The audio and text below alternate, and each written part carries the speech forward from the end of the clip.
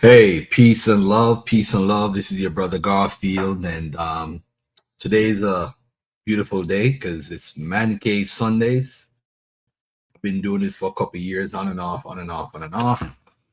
Oh man, I messed up. I threw this all over my computer. Look what I did. Look what Garfield did. All right, family. So, for those who don't know, I'm talking about a couple of things today, right? I got Deacon Hakah, who is formerly, he's still a part of Sakari, man. I don't care. I think they planned it, man. I think they planned it, man. This is just Garfield talking. I'm just talking jive right now. I think Guerrilla Hebrew set Hakah out to do all this stuff, man. That's what I think, man. Let's have a little laugh about it.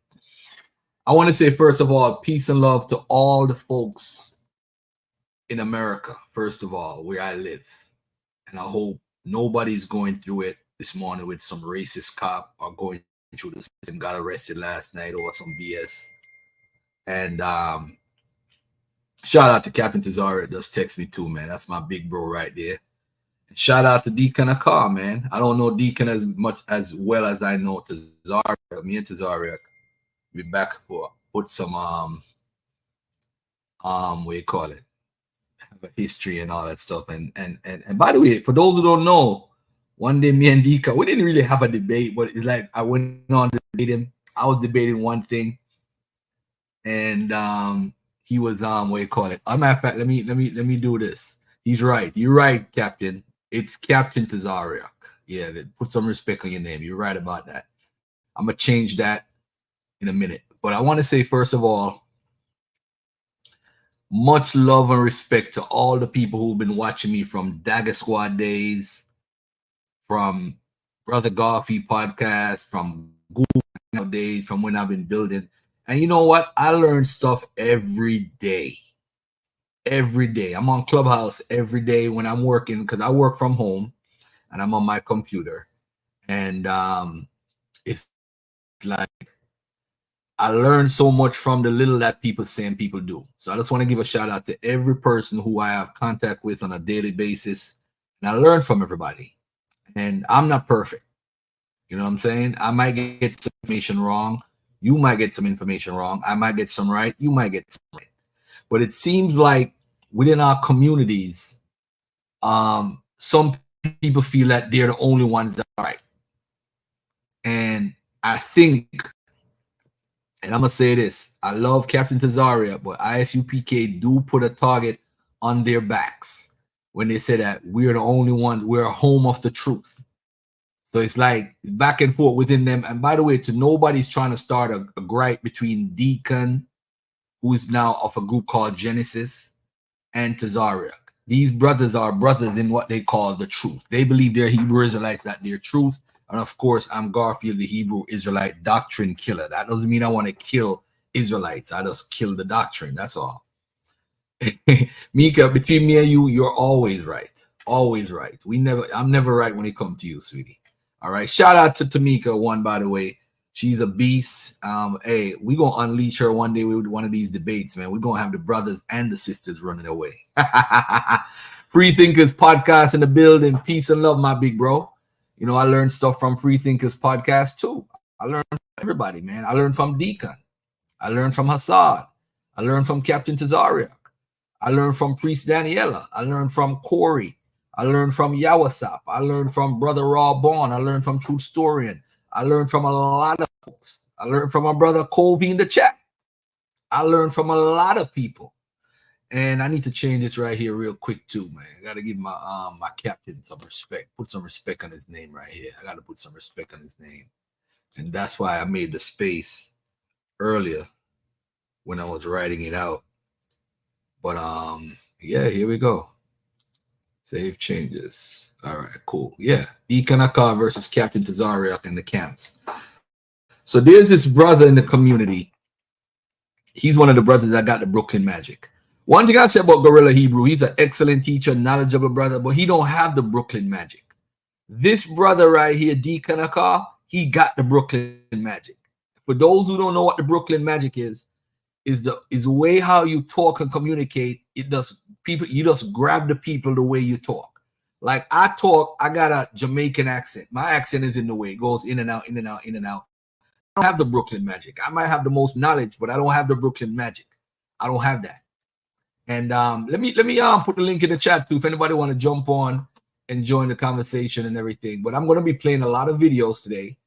But before we get into all of this stuff, I want to say to everybody out there, share the show, like the show. I'm not on Facebook today.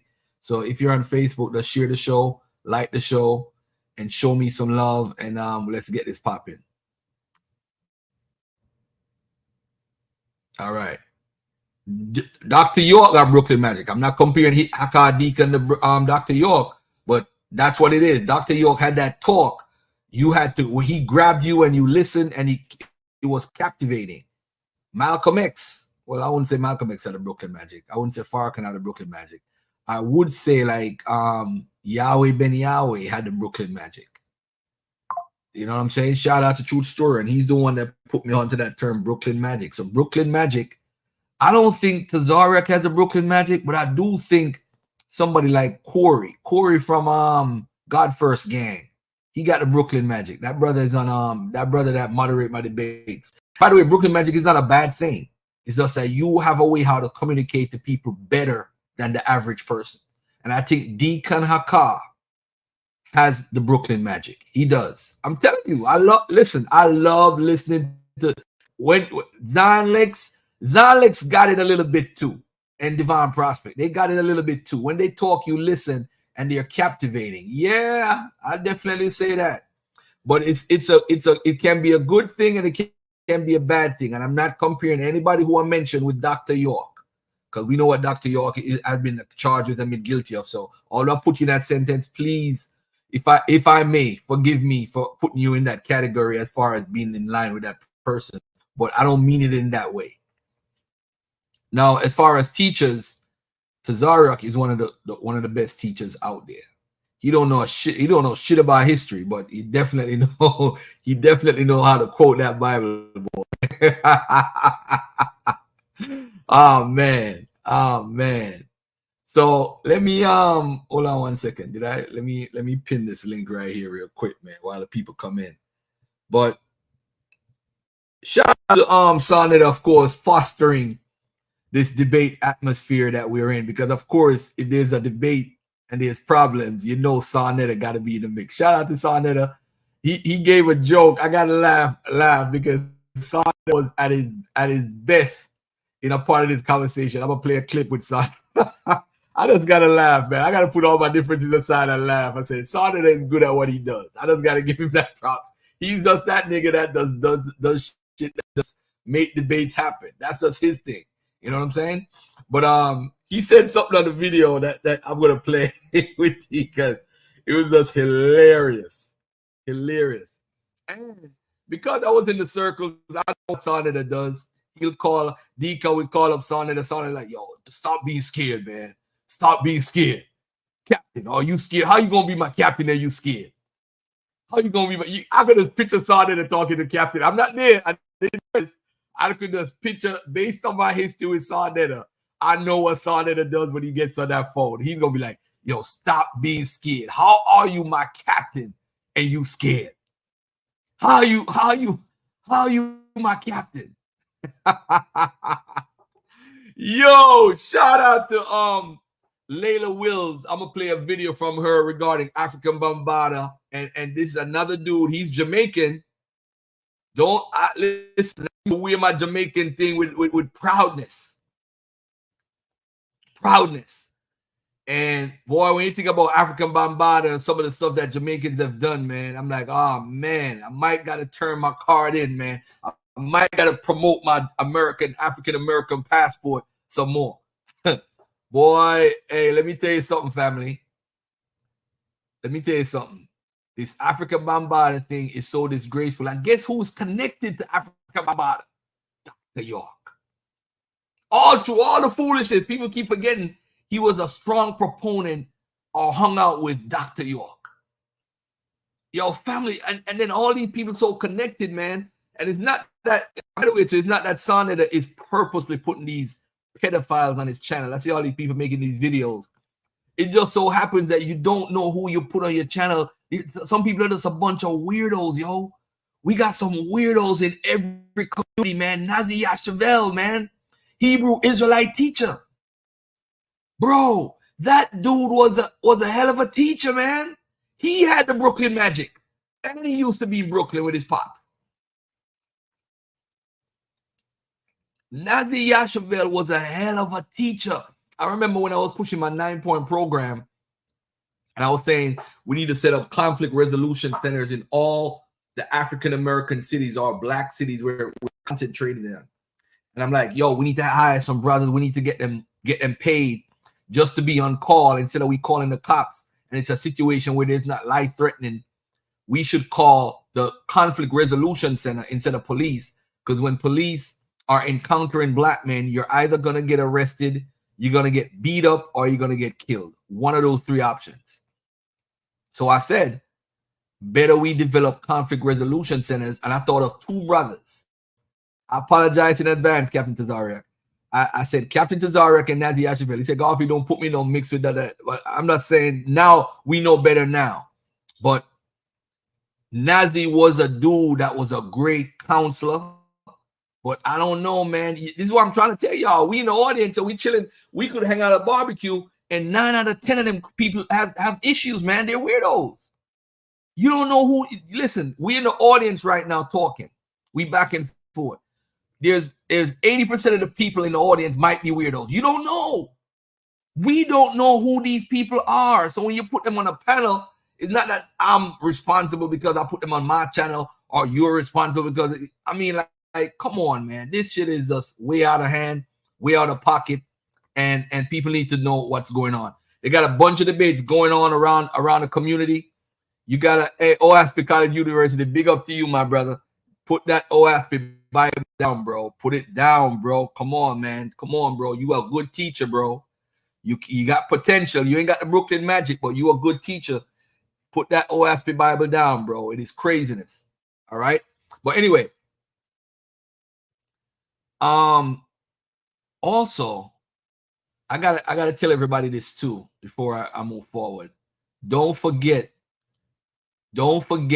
to purchase my first book on Amazon, Misconceptions and Misinformation by the Black Hebrew Israelites, Volume 1. You have to purchase this book. Yesterday, I was reading my book. I was rereading some chapters of the Lost Tribes of Israel. And guess what? I have to read it because I argued with somebody on Clubhouse and I realized something that I never realized that I should have realized 20 years ago. And it's crazy. So it makes my understanding to the Bible better. I understand why Old Testament only are confident in what they're teaching more than people who believe in the New Testament, and why they don't have to believe in the New Testament. Just by arguing people on Clubhouse and stuff that's clicking my brain. I'm like, you know, all this history, I got to put 2 and 2 together. Joel 3, going in on ships into Egypt. A lot of people use that to say, hey, that's when the transatlantic slave trade, but literally the Greeks did take Israelites to Egypt on ships during the time of Alexander the Greek. A lot people don't realize that. But then again, y'all cop this book right here. This right here. Blood Atonement Altar, Son of David. Listen, I'm not an OT guy. Don't argue with me. They're going to have to answer that. I'll get Gadal for you. That's one of my master teachers on Clubhouse, Gadal. Old Testament only. Shout out to him. Hardly any of them exist, by the way. Hardly any of them exist. Listen, family. Cop this on Amazon. I need to reduce the price to $20 too. Because when I put the book out, it was $35. Well, it's because Amazon did everything. They did all the promotion. Not promotion. They did all the printing and everything. So what I did was, when I charged $35, I ended up making like around almost $20 per everybody buy the book. So it's 20. So now I'm not even worried about making back the money right now, because I did make back a lot of money from putting my book out. So now I think I'm gonna reduce the price to $20, and I'm gonna try to see if I could put it out on an ebook for people who are into ebooks. All right. Son of David laughing. All right, man. All right. So also, let me also promote my good doctor right here, Soul of Judaism, Jews of African descent in America. This is required reading. If you claim to be a Hebrew, an Israelite, a Jew, you need to read this book, whether you're black or white or whatever you claim you are, because I hate this color game. Trust me, get this book. Don't forget our sister, good sister, Dr. Maya Meltrek, Exploring Africa Part 1. Then she got Meltrek 2. And of course, she got the coloring book. And for those who don't know, your brother that you're talking to right now, your brother right here on the panel, your brother Garfield is, and I repeat, is featured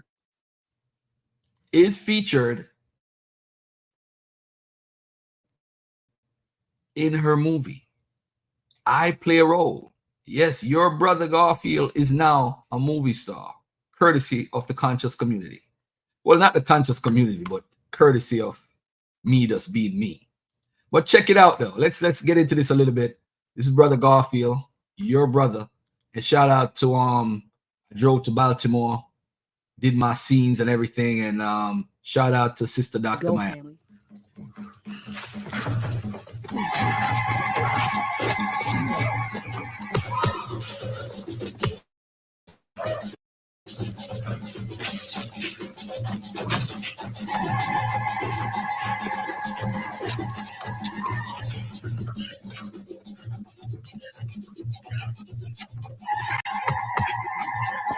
Very rough. Very rough.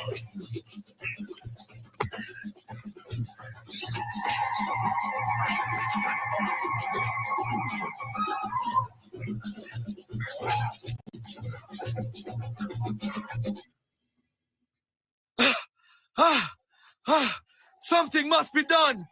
My village is being attacked and destroyed. I have to save my people. I will go to the Orishas for guidance. Let me stop it right there. Did y'all see this? He's talking about Orishas. Your child is going to be learning about African spirituality. Look what the brother has around his neck. The Inyami, only God symbol. Do you see what your child is being exposed to? I'll go to the Orishas. He didn't say I'm going to Jesus, right? Or Jehovah Jireh. Hold on.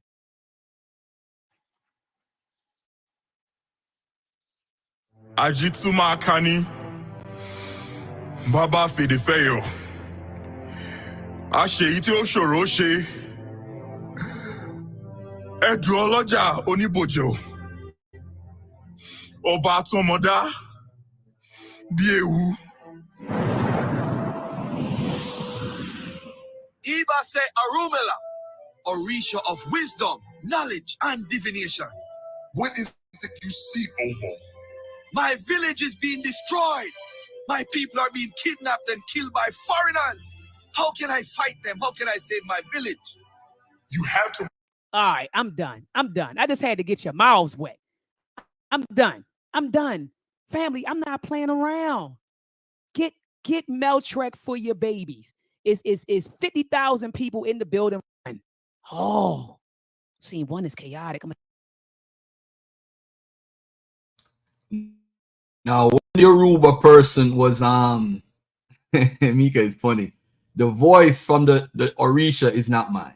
I'm not gonna claim credit to that. That is definitely not my voice. But listen, y'all gotta grab Meltrek 3. It's out right now about the Portuguese, how they came to West Africa. Y'all gotta buy this and get this for your family. You gotta get it. I'm gonna show you a little bit. Here we go, family.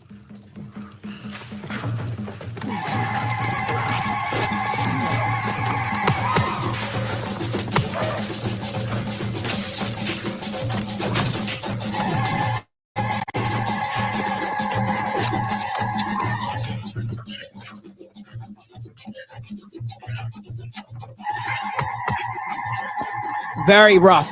Very rough.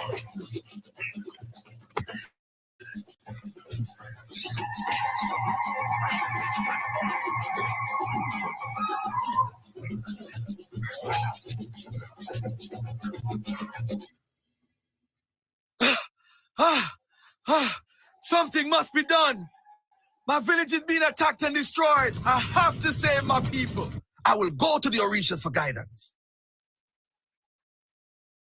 Let me stop it right there. Did y'all see this? He's talking about Orishas. Your child is going to be learning about African spirituality. Look what the brother has around his neck. The Inyami, only God symbol. Do you see what your child is being exposed to? I'll go to the Orishas. He didn't say I'm going to Jesus, right? Or Jehovah Jireh. Hold on.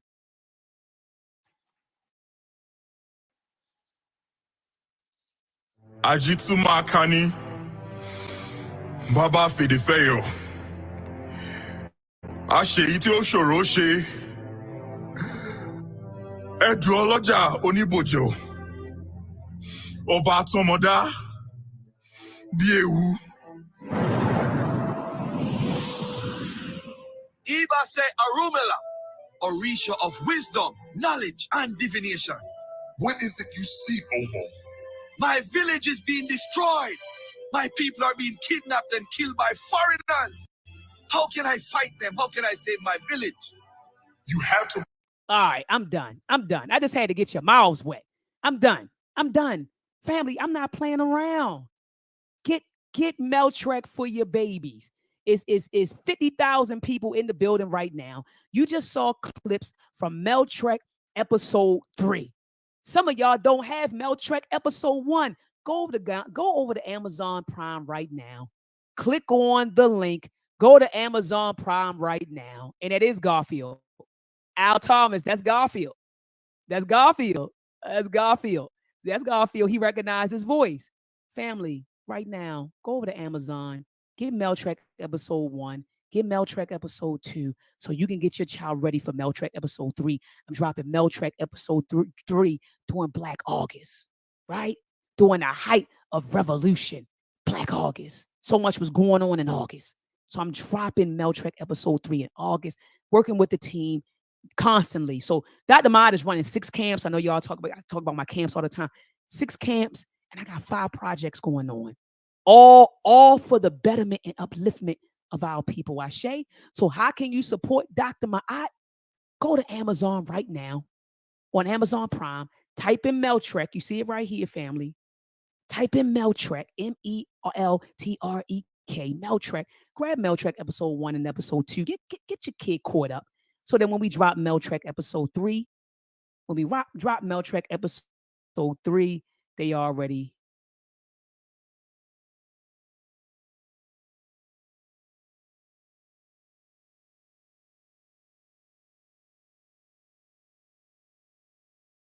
are caught up. Also,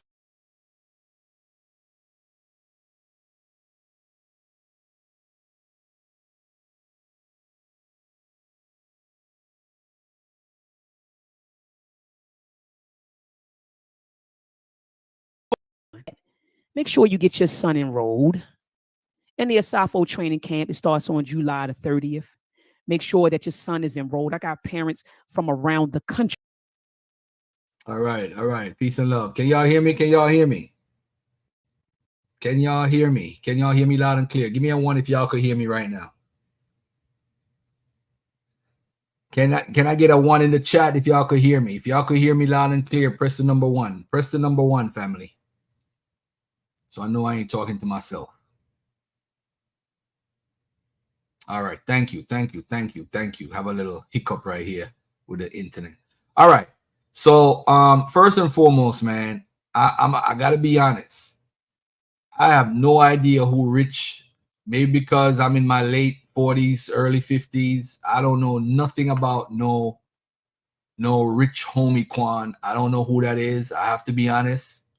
I don't know. Maybe if I hear his song, I know who he is. I have no idea. I do not listen to hip hop like that. I'm just on Clubhouse every day, chilling and hanging out. I ain't got time to listen to the boobity bop stuff. I'm not listening to no radio station. All I do is study and handle my business. That's all I do. But anyway, he seems to be an important person to a lot of people. So let me say rest in peace to Rich Homie Quan, the Atlanta rapper known for trap jams like Type of Way. He dies at 33. Type of Way and Flex. Died at an Atlanta hospital. The Fulton County medical examiner confirmed to the Associated Press. The medical examiner was informed of his death Thursday, said Jimmy Sanders. Quan was one of the biggest names in hip-hop in the mid-2010s. He released a slew of mixtapes. All right, so shout out to that dude's family. I know they're going through it right now. I don't know who he is. He seems to be a very known person that I don't know. But rest in peace to him, and I hope his family is able to cope with his death at this point. All right, peace and love to him. All right, the next person who I am familiar with, who passed recently, is Fat Man Scoop. Fat Man Scoop, of course, is one of one of the hype mans of hip hop. Cause of death of hip-hop artist Fat Man Scoop pending in Connecticut. I think he was going through some weight issues and some health issues, and I think he passed out on stage. I want to say rest in peace to him and his family.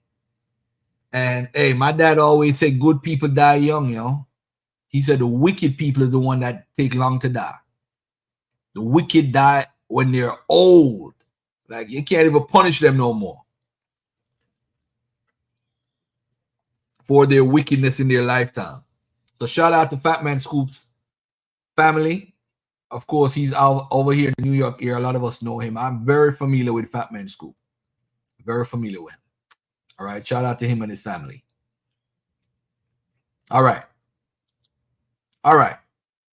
Let me put the link in the chat one more time, and then I can if anybody want to join, jump on the panel. Hey Gideon, what's up, man? Gideon Israel, I said Deacon Hakah beating you up on Sarnetta, man. He was playing a clip on his channel. It seemed like everybody beat up Gideon, yo. Everybody beat up Gideon everywhere Gideon goes. Everybody beats up Gideon. I don't know what they got against Gideon, but everybody beats you up. Tazarayach beat you up. I beat you up. Everybody beats you up. All right, let me pin this message right here. All right. And also, let's be respectful in the chat. Although we disagree, we don't have the same belief systems. We don't have the same worldview. Let's be respectful and to everybody, how we communicate in the chat. None of this back and forth and cussing each other out like we little kids. We grown-ass people right now. All right? All right. All right. All right. All right. So before I start, let me see if there's anything else I got to touch on before I get to the main event. African Bambaataa.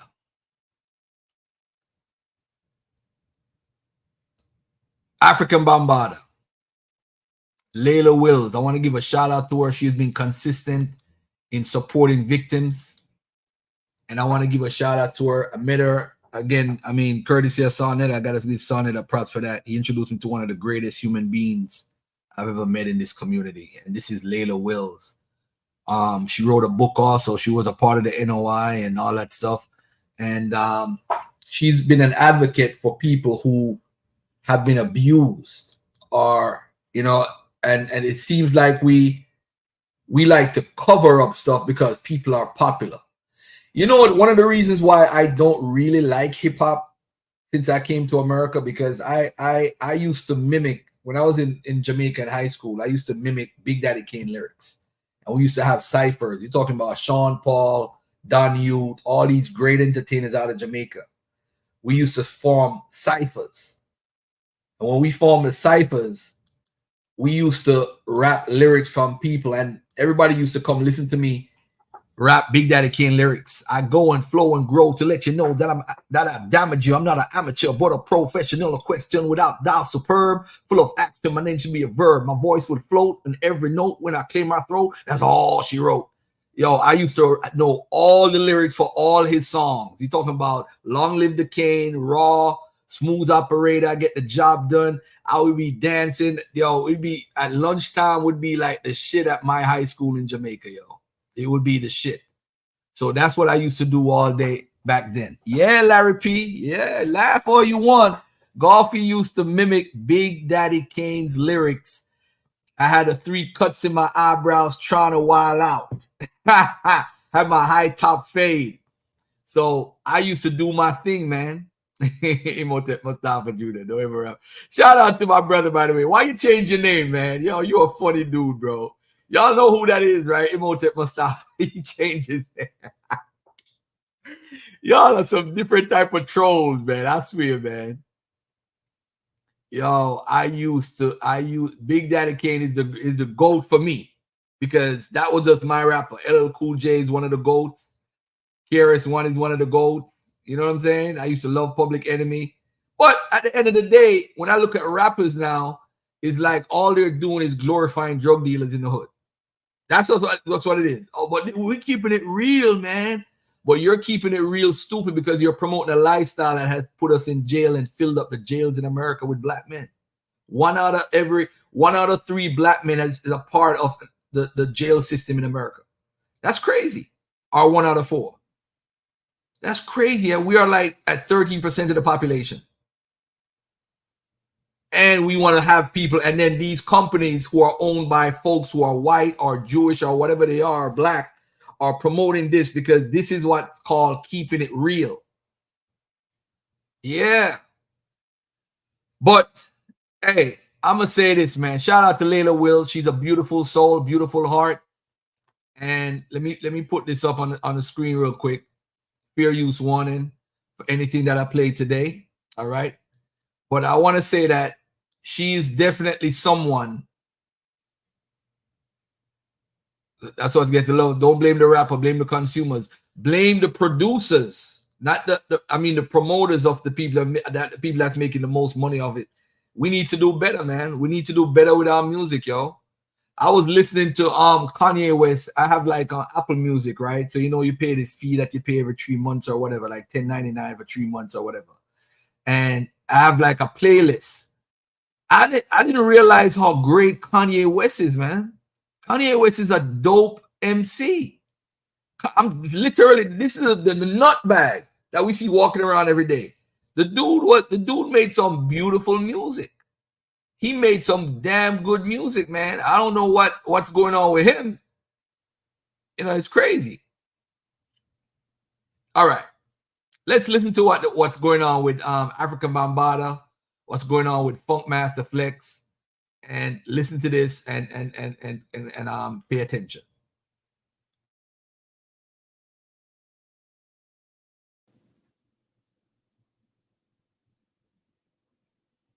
Hey everybody, it's Layla. Just a quick video. During Funkmaster Flex's comments that he made on air, the airwaves that we pay for, during his diatribe or soliloquy or whatever you want to call it, while he was trying to exonerate Afrika Bambaataa, he brought up Afrika Bambaataa's sexuality. He questioned the public and asked, what is wrong with you people? Basically, like, are you more concerned with who he's getting down with than anything else? Like what's up with that? So he opened the door to this discussion. Now, because of the disinformation campaign that the Zulu Nation has been engaged in since last year, since we did our March 27th protest against the Universal Hip Hop Museum, Mickey Benson and Ronald Savage stole our organization's name, Hip Hop Stands with Survivors, and launched a disinformation campaign. Before that, we weren't bothering them at all, but then this disinformation campaign has now landed on all hip hop with this staged reunion with Bambaataa and on 97.1, HOT97 and Funkmaster Flex. So now that Funkmaster Flex has opened this door, we are going to have several brand new conversations around this issue. We have new material. We have new interviews, and we have people who, thank you, Flex, because new people have come out of the woodwork and more people in hip hop. We have people from hip hop in our organization. Some people think you need to be like some kind of famous MC or DJ or producer or executive. We have all of those in our organization, and they've all just resurfaced again. Nobody condones what you did, Funkmaster Flex, and HOT97 needs to issue a retraction. So now that we're going to have all this new conversation, it won't be anything extravagant because I don't have the time to do fancy editing and all of that. It's just going to be conversations and videos posted here.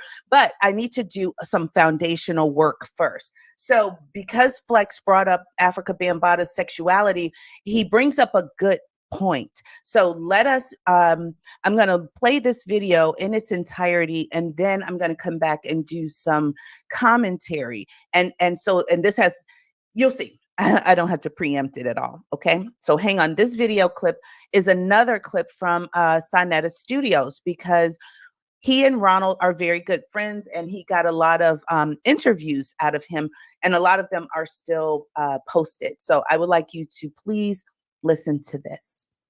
This was when I was a little older. I don't know. I'm just gonna throw an age out there, maybe like 19. I can give you one incident. We were at the Roxy's, you know, and Bam and everybody was there. I'm not gonna say no names, and they was slapping Bam on his butt. You know what I'm saying? And grabbing him hair, and Bam is giggling and laughing. Yeah. And they like, oh, you know you like it, you know you like it. And I'm standing there, and I'm seeing this, knowing that I let this man, violate me.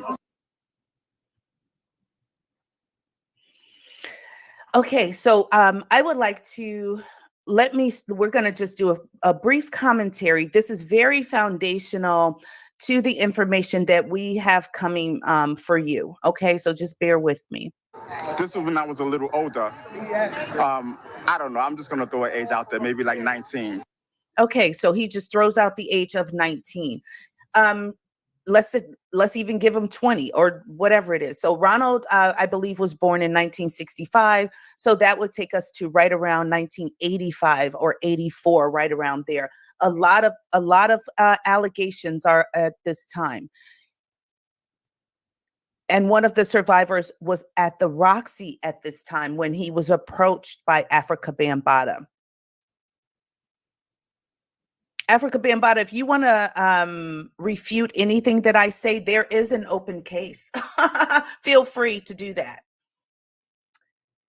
So Ronald is talking about around 1984, 1985. And he says they were doing this to Bambaataa. Who do you think that they was? Zulu guys. Remember that we interviewed several people who saw these books that Bambaataa has of naked Zulu guys.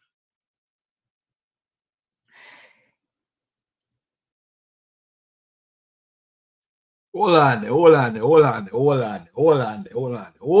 family. Y'all know when I play videos on my channel, I've never watched the video. I basically read her post, her community post, which is a summary of what this video is. And I support everything that she does, because the victims are always the ones that are voiceless.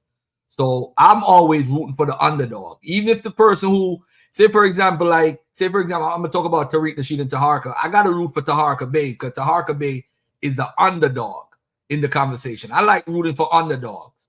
So when Hakah and Deacon and Capt Tazarayach, they're pretty much on equal grounds in that there's no real underdog there or whatever. But in this situation here that she's talking about, what this guy Ronald Savage is doing, I have a problem with it, because he came out with all this information, then he gonna come out like a month ago, I think, and say, oh, he was, he ain't touched me or nothing. He ain't did nothing. He changed his mind. You can't do that. You can't do stuff like that. I don't care. You see, this is what happens when people are, I don't want to put something out there, but let me rewind this a little bit, because she just said something that just kind of had me to pause for a minute. There's 4 more minutes left in the video, family. Pay attention. Says they were doing this to Bambaataa. Who do you think that they was? Zulu guys. Oh, naked people. He got a whole thing with people, naked men from the Zulu. Come on, family. What are we doing in our communities, family? What are we doing? Who are we protecting? So because somebody's popular, R. Kelly's popular, so I let him go. Vibes Cartel. I got to talk about Vibes Cartel next week. I'm Jamaican. It seems like people who do wickedness, but because they're popular, we let it slide. Kill a bunch of men, let it slide. That's Vibes Cartel, man. Afrika Bambaataa, he done a lot for hip hop. Oh man, that's Bambaataa, man. Let it slide. R. Kelly, let it slide. He ain't killed nobody. R. Kelly ain't killed nobody. Let it slide. Let all this abuse and nastiness that he did, let it slide. I don't know why we just let's open the prison and let all the damn psychos out. Let them out. Because when it comes to being popular, Nazi Yashavel, it's alleged that he put a gun to his head and told the girl, should he pull the trigger, because he must have touched the girl, young girl, his wife's daughter or whatever, whoever it was. He did it again. I should just kill myself. Where is he now? They hid him. They did their own court, found him guilty, and he's hidden. Not serving no jail time, nothing. That dude, you see, this is the problem too now with this Israel thing now. With a guy like that that's claiming Israel, shouldn't he be put to death for abusing young children? Y'all should have, since y'all gonna hide him in a coffin. How about that? It seems like children, when it comes to abusing children, it's like, oh, they're young, they'll grow out of it. They'll forget about it when they get older, and that shit affects them until they die.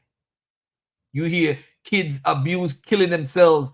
There's more teen suicide now more than any time in the world, because all these brothers and sisters who you let in your household when you're married, or when the father or the mother break up with you, you bring this stranger in your household, they're doing stuff to your kids and you don't know until they end up cutting their wrists.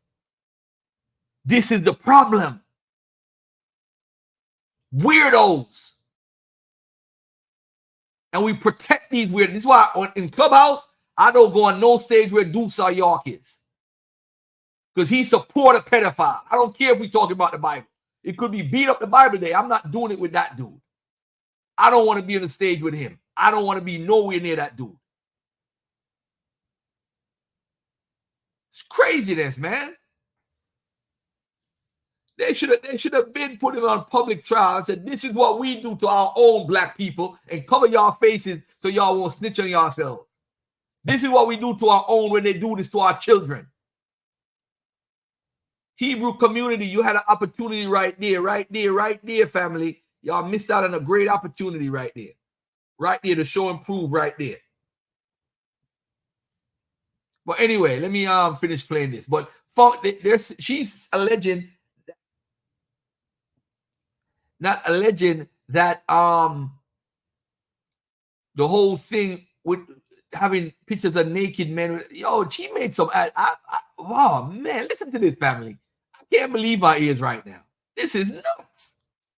Remember that we interviewed several people who saw these books that Bambaataa has of naked Zulu guys.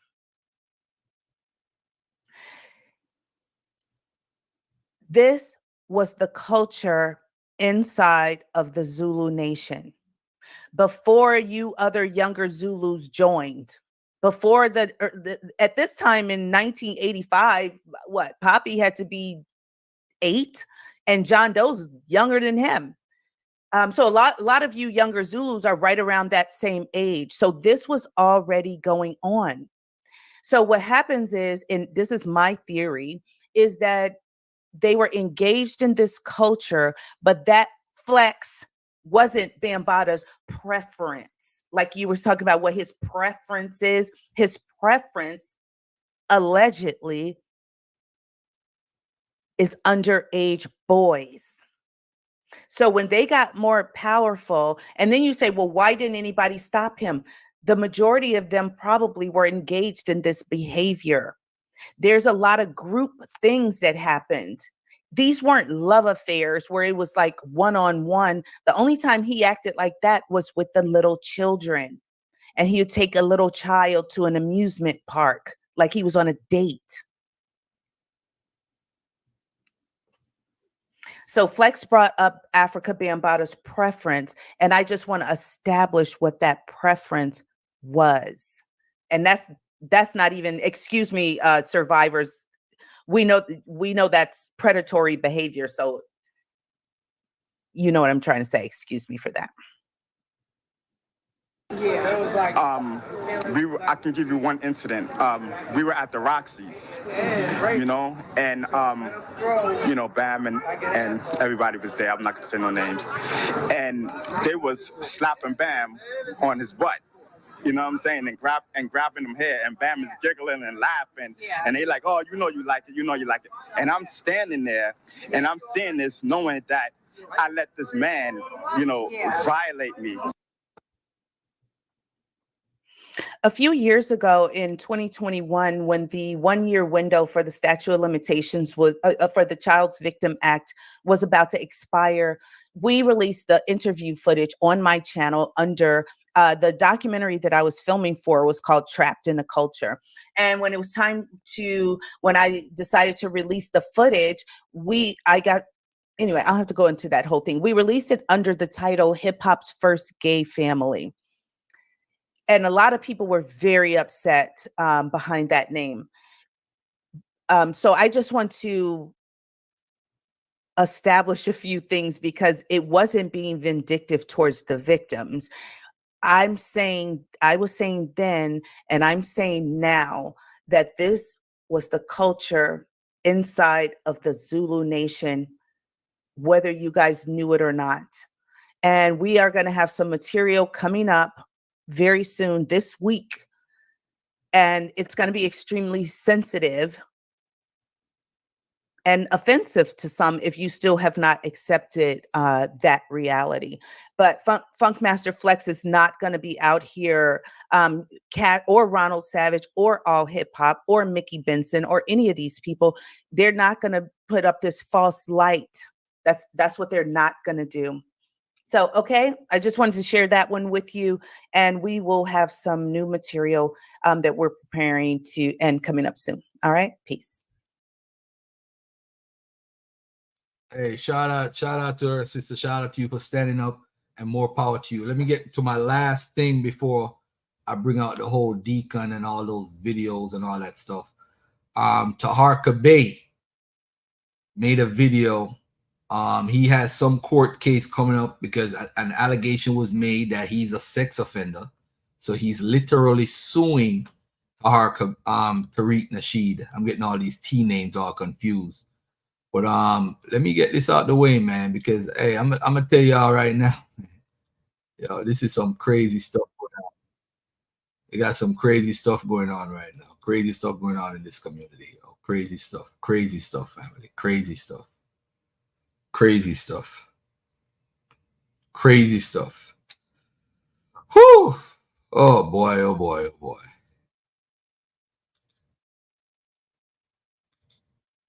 And Tariq Nasheed, by the way, is a hilarious guy. Whenever he wants to troll you, he'll troll the hell out of you. So this is Tariq Nasheed on the right. He has it have on a red Moorish hat or whatever. And check this out.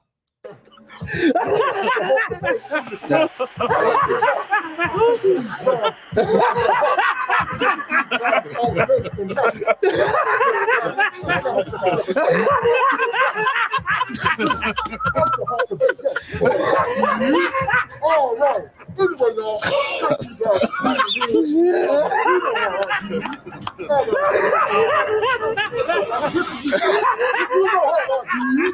That is 2 pumps of water. 2 pumps and an underground bunker under the stone. And that's where he gets his water from. I bring receipts. You know how I do. You know how to hold. So you have to question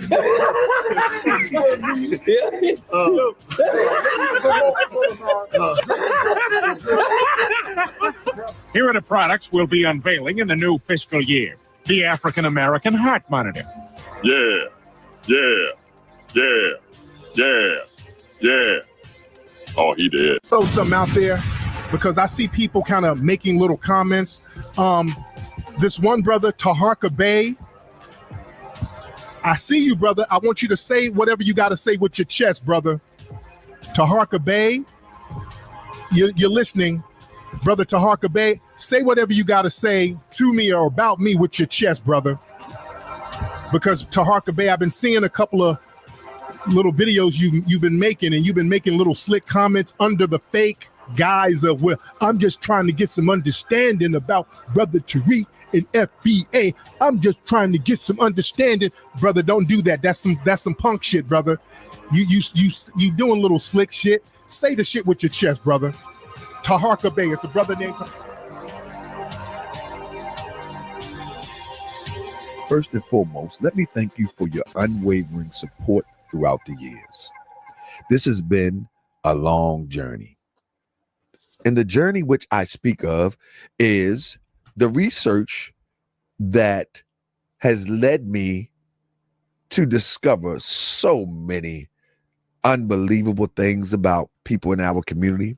And when I come upon these things, I share them with you. Well, in doing that, Mr. Nasheed, Tariq Nasheed, was upset with myself and went before millions on the internet and claimed that I was a registered sex offender. This is a dirtbag. This is a stalker, drunk, alcoholic, abuser, documented sex offender, ladies and gentlemen. Documented. And that's what it is. Where are the Taharqa supporters in here? Here's another document. I blocked the address. Come on. Here's another document about Toronto, Antonio, and he backed it up Johnson, with what he calls, quote unquote, aka Taharqa Bay, talking about his record. And this is a very interesting thing on the bottom. Look right here, ladies and gentlemen. Right here on the bottom, registered lifetime sex offender, yes. So your boy is a registered sex offender. So nigga, not only are you engaging in domestic violence, child abuse, damn nigga, you a perv too? Damn, Taharqa Bay. Where are the Taharqa Bay supporters? Get your asses. Let me see who you are, then get your ass out of here. We don't do that over here. We don't have people supporting pervs over here. Okay? We don't have people supporting goddamn perverts. You know what, though? Has Tariq ever come out against Polite or African Bambaataa or anyone, Dr. York? I think he may have come out against Dr. York. I'm not sure. But I don't remember him coming out against Polite. And one of the reasons is, you see, all of these guys they have fake outrage. And I actually admire Tariq Nasheed. But the fake outrage is we're mad with one person for one thing, and we're not mad with another person because we have a connection to them. Now, let me say this to anybody. If you ever hear Garfield has anything to do with any pedophilia behavior or anything, stop watching me. When you see me on the street, beat the shit out of me. Listen, family, that is something I don't play with at all. I don't care who it is. It could be my father. If you have a pedophile rap, I'm done with you. The reason, I don't know if he came out against Polite yet. And I think somebody needs to ask him, because Polite is in one of his hidden colors. And remember, that hidden colors, courtesy of Sarnetta. Sarnetta actually arranged for me to be in that scene with Polite. And I actually refused to go because I didn't want to be on anything with Polite because of what happened in the restaurant. I said I would never be seen in public with this dude again, and I stood on that. So 10 toes down on that. So now with this guy right here, remember, polite is in hidden colors. So are you gonna pull hidden colors off the market or redo it and take polite out? What are we doing? You see, we have what's called selective outrage. Selective outrage. So Tariq Nasheed appreciates some of the stuff he's done. Some of the stuff that he's done is questionable, but I'm just saying, has he condemned polite? Because remember, he said, we don't do this around here. You notice what he said? We don't do this around here. Okay, polite is guilty. They found his semen on the girl's face. I don't need a court papers to tell me what happened. It is what it is. Once I heard that September, that was it. That's when I was done. I was done with polite that day. That was the end of it. That's when he got blocked. That's when I stopped following him on social media. That was the once that lady got up in court and said that, I'm like, yo, why would the prosecutor get up and say that there's semen on? Because she's trying to put some emotion inside the judge's head because he had gotten bail and he shouldn't have gotten bail. So that's when I'm like, I'm done with polite. But I'm curious though to know if Tariq Nasheed, I'm gonna write him a letter, an email, and see what he says. Nigga, not only are you engaging in domestic violence, child abuse, damn nigga, you a perv too? Damn, Taharqa Bay. Where are the Taharqa Bay supporters? Get your asses. Let me see who you are, then get your ass out of here. We don't do that over here. We don't have people supporting pervs over here. Okay? We don't have people supporting goddamn perverts over here. Where the Taharqa Bay supporters? This bitch-ass domestic violence of the all-new GMC Acadia goes big on technology. So you can abusive-ass pervert who's a sex offender who's registered. So I wanted to update people what exactly is going on with the case. There's a court date coming up. Bring people up to speed. It's been a long 2 years. Many people thought that the case was over and that it just disappeared like so many others. That's not the case. And so I'm doing a pay-per-view to raise money to travel to California, as well as finish up on the things necessary to get justice in this case. Also, in this presentation, I saw his. I'm not gonna put his mama. I have a picture of his mama, Miss Sylvia. That was obtained. Shout out to Miss Sylvia. I'm not gonna bring your mama into that, man. I love mothers. Taking out a piece. But yeah, I see where you got your head from, nigga. For the sake of response and reaction videos, which is a common trend on social media, I will be fully transparent. I will show discoveries. I will show, or rather, you will hear court recordings. You will hear the manipulation. You will hear the lies. You will hear the things that you know not to be true because you've been on this journey along with myself. There's many suspicions going around the internet as to who Mr. Nasheed is or what he represents behind what we see. I have documented proof. And when I say I have documented proof, my proof comes from the court in which Mr. Nasheed filed. And in this documented proof, it shows who he is by his own admission. So Saturday night, we're going through 2 years of paperwork, decisions that the judge have made as Mr. Nasheed has tried to get the case thrown out. We'll go through 8 months of information as it relates to the peace order. We'll be reviewing the recording. We'll be reviewing the paperwork. We'll be reviewing how the judge came to that decision. With all that being said, I would love to see you in the building on Saturday and enjoy a night with your brother as we put out the information that people wasn't privy to for the last 2 years, as well as put out information to help you understand what we're actually dealing with. So that's this Saturday. The link is... I ain't gonna front though. When it comes to roasting people, let me tell you something right now, man. If I had to pick somebody to roast somebody, it would be Tariq Nasheed. This dude will roast the hell out of you. He will roast the shit out of you, bro. Oh, man.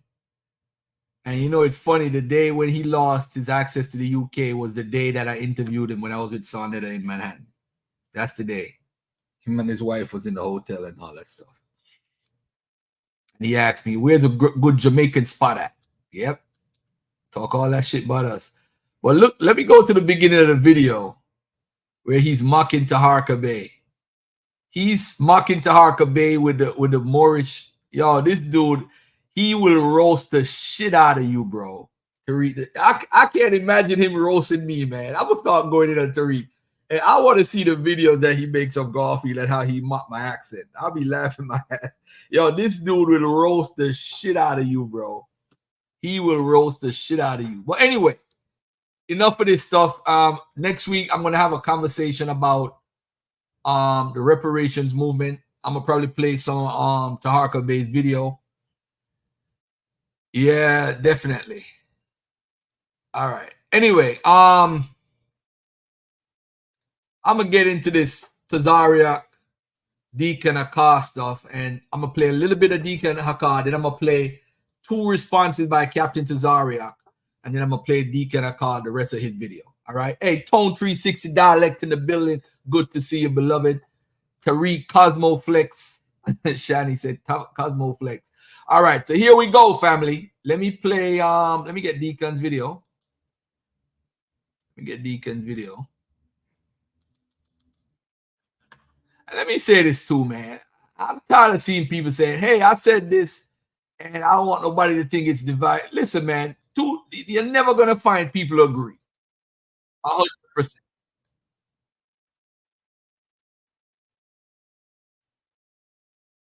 Yo, Deacon is a funny dude. And let me give you a pre-warning. You're going to hear some Brooklyn magic today. That's all I'm going to say. You're going to hear some Brooklyn magic today. This brother right here, captivating, dominating. Oh, man. Listen to this brother right here. Responding to Captain Tazarayach. Let me play a piece of this real quick. That's all praises to the Heavenly Father in the name of his only begotten Son, who the world ignorantly calls Jesus Christ. This is the Deacon with Genesis. Big G's and not the little one. Yeah, today we're going to talk about a response. Keep in mind, y'all, this is a response. Nobody is thinking about, you know, them brothers over there or, you know, mocking or scoffing or throwing slick shots. So this is a response, right? We're going to talk about it today, though, y'all, because big badass Tazarayach, my brother, been taking shots at the Deacon in Genesis, and he got caught out, and he tucked tail. He ducked the fade.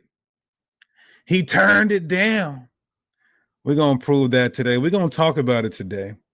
And, you know, this isn't going to be disrespectful or an attack or insults ad homs at all. I'm not going back and forth with you know, ad homs and insults and mockery and gang. We want to deal with the Bible and talk about the Bible, right? If you say brothers ain't in the truth and fake Israelites and are insignificant, well, show me, smack me with the Bible. But instead, he tucked tail. We're going to explain this whole situation. We're going to get some witnesses in here, so everybody can understand why we're even making this video. All right. Mind your business, do the work of the Lord, and that's it. If not, come out and play. Genesis. We're gonna show This nigga's scared. and we also gonna Beat your ass and hide the Bible if God watching. all praises. Keep it classy, of course. Keep it classy. Yo, we want to deal with the Bible. This We don't want to nigga pull right up here. dirt. We don't want to talk ish and call names. Act me with the Bible. But instead, he tucked tail. We're going to explain this whole situation. We're going to get some. Mika, he just said Captain Tazarayach tucked tail, yo. How he gonna say that about our captain, man? That's our captain. You can't, Captain. You gotta debate this dude, bro. You gotta debate this dude. Ain't nobody gonna talk about my yo. That's like somebody saying something about a true story in a raw bond, man. You can't say that shit around me. I'll step up. Oh man. And fake Israelites and are insignificant. Well, show me, smack me with the Bible. But instead, he tucked tail. We're going to explain this whole situation. We're going to get some witnesses in here, so everybody can understand why we're even making this video. All right. Mind your business, do the work of the Lord, and that's it. If not, come out and play. Genesis. We're gonna show This nigga's scared. and we also gonna Beat your ass and hide the Bible if God watching. all praises. Keep it classy, of course. Keep it classy. We want to deal with the Bible. We don't want to pull up dirt. We don't want to talk ish and call names. We want to deal with the Bible. We want to debate it. We want to talk about it. We want to have a discussion about doctrine and see who really has the truth. I started the oh, I'm unleashed. I'm unhinged. All right, so let's get Hassad on here and then let's talk about it, y'all. Let's get my dear beloved brother Hassad on here. All right. And we're going to talk about it today in the spirit and power of the Most High. All praises.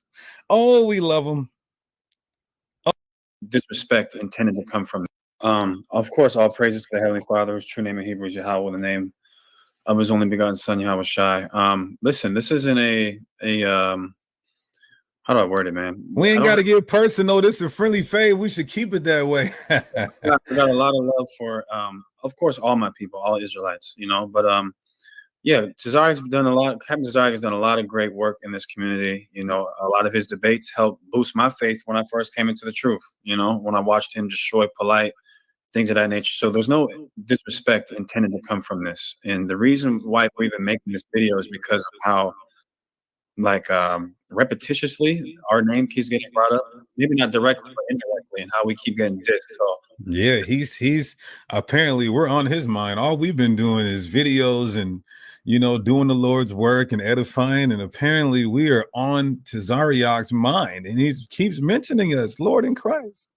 Yeah, but I don't got no love lost for the brother at all, and I would definitely like to have a discussion with him and or Kataza with concerning a particular topic. And yeah, sit back and enjoy.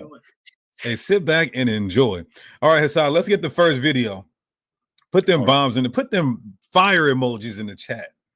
Somebody finna get roasted theologically. Let's be men here. Let's be men here. Let's be men here. All right.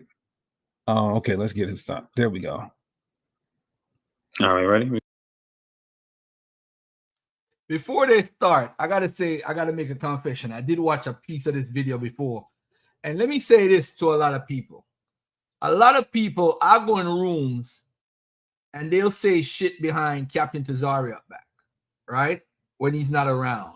And when he's around, they won't bring up the same conversations. Now, not all Israelites on Clubhouse or in the YouTube world do that.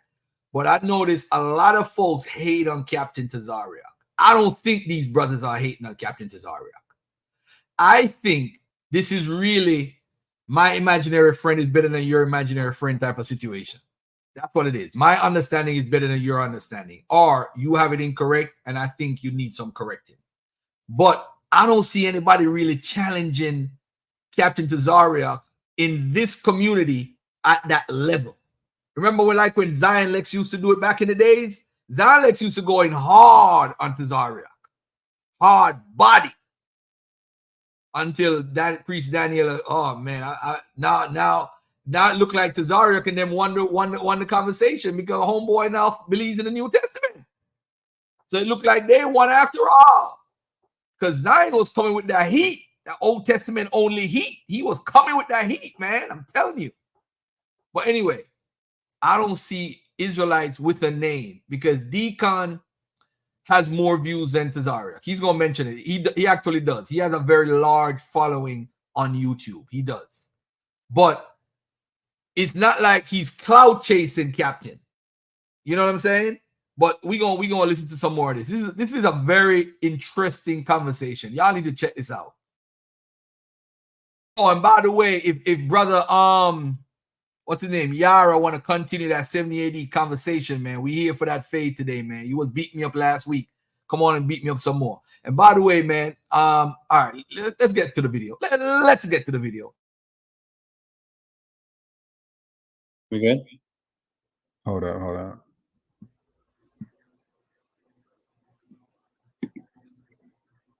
Okay, there we go. Yeah. And I'm going to say this before we play the video. As you guys see, pursuant to the title of our video, this is a response. We're making this video as a response to things that are said about us. We're not actively trying to go to saying, oh, you guys just want to go get clout. It's clearly not what's going on. And y'all let me know if I'm tripping. Let's just play the video. Hold on real quick. Because I got to say that, Hassad. You mentioned clout.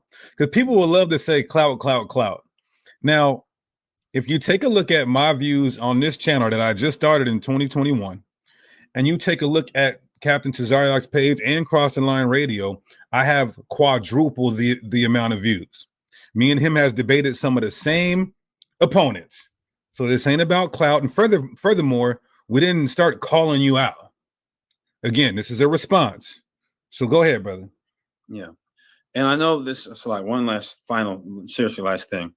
There's a lot of y'all that are sick of the drama. I'm sick of drama. This isn't to create drama, everybody, right? At all. I promise you. So you can rest assured knowing, oh my gosh, here goes more brothers beefing. This is not a beef. This is not like, I don't have a humongous like with Captain Tazarayach. There's some things that I said that y'all are getting ready to see that I don't appreciate.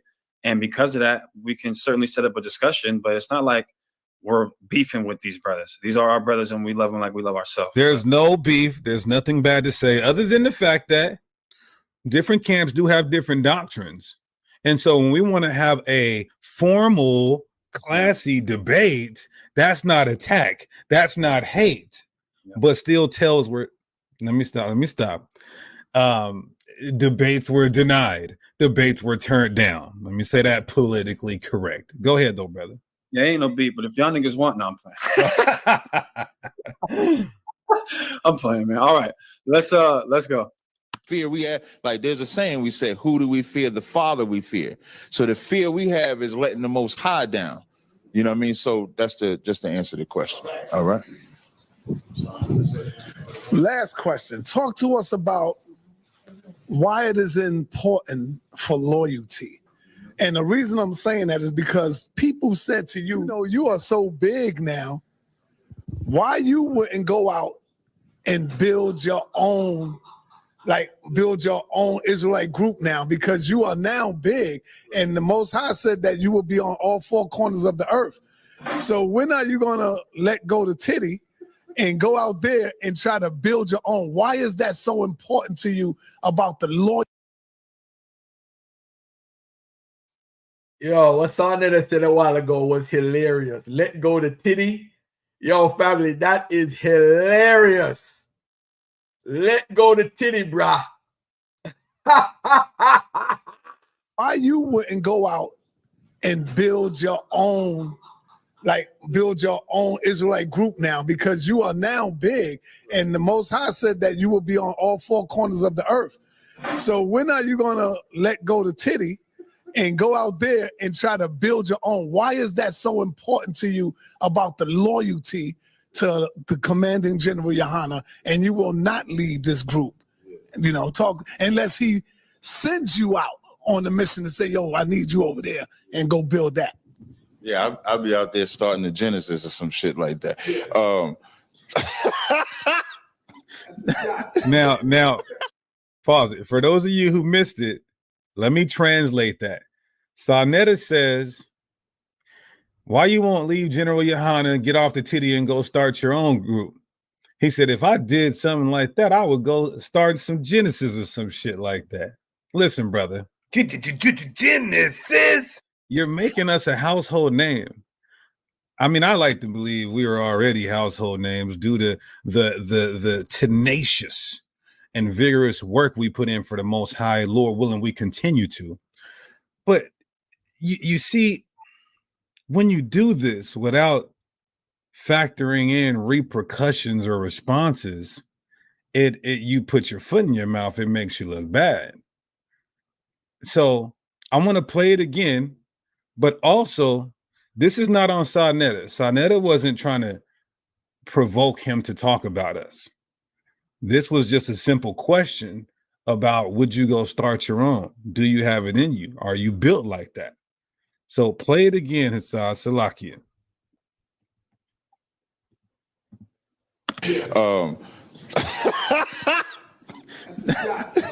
Rewind it. And go build that. Yeah, I'll be out there starting the Genesis or some. I need you over there, you know, talk to the commanding general Yohana, and you will not leave this group, you know, talk unless he sends you out on the mission to say, yo, I need you over there, and go build that. Yeah, I'll be out there starting the Genesis or some shit like that. Yo, how is he's now listen, this isn't an insult, but that was childish. You're the only brother laughing in the room, and he thought that was funny, like an Eddie Murphy, Kevin Hart, Cat Williams, Dave Chappelle joke all in one. He thought that was so funny. I mean, what did you want us to do? Just go back into the world? It was a good, I guess it was kind of funny, but you know what's funnier? You will not have a debate with Deacon and I. Now, there we go. Now, we're going to keep playing that. But listen, let me tell you guys how amazing our Lord is. I'm just walking around my house on a Saturday. Right before camp. I'm scrolling through YouTube. This video randomly pops up. It's live. Let me tell you guys how crazy the Most High God Yahweh is. He wanted this to happen. I clicked the video, and right when I clicked the video, I hear him talking about Genesis. How am I randomly scrolling my YouTube? This video pops up in my suggestions. I click the video it's live on the very same minute mark that he talks about Genesis. As the Lord is my witness. I immediately called Sarnetta. I said, Sarnetta, you want to see Tazarayach duck a debate? Tell him, because I said I heard him say something about Genesis on your show. I said, you want to see him duck a debate? Tell him me and Hassad want to debate him and Ka'atazah on the new covenant. So he was writing it down. He was like, all right, I got you, brother. So hold on a second. So he called Sarnetta to tell Sarnetta, watch how Captain go and duck a debate. So he was like a prophet. Bruh, Cap, you got to debate these dudes, yo. You see, we could talk shit on YouTube, but we get that ring with Captain is a whole nother thing, man. Captain probably would mop the floor with Hakah. He probably don't even need Kataza. Let me tell you something, man. But it's going to be Brooklyn Magic versus Great Debater. Because this dude here he got the Brooklyn magic, man. He could be wrong as 3 left feet, but he sound like he right. So he called Son. Check it out, family. Listen to what he's saying now. He called Sarnetta and said, Sarnetta, you want to see somebody duck a debate? Bruh, Captain, you got to debate him. You got to debate him. You got to debate him, Cap. You got to debate him. You got to debate him. See Tazarayach duck a debate? Tell him, because I heard him say something about that he talks about Genesis. As the Lord is my witness. I immediately called Sarnetta. I said, Sarnetta. I said, Sarnetta, you want to see Tazarayach duck a debate? Tell him, because I heard him say something about Genesis on your show. I said, you want to see him duck a debate? Tell him me and Hassad want to debate him and Ka'atazar on the new covenant. So he was writing it down. He was like, all right, I got you, brother. So some time went by. I think it was a few hours. He calls me back. He's like, yeah, he said they don't want to debate. His generals don't want him to do it. Now, Hassad, let it keep playing. Because in this same video, he says his generals will allow him to do anything he wants. So either two things.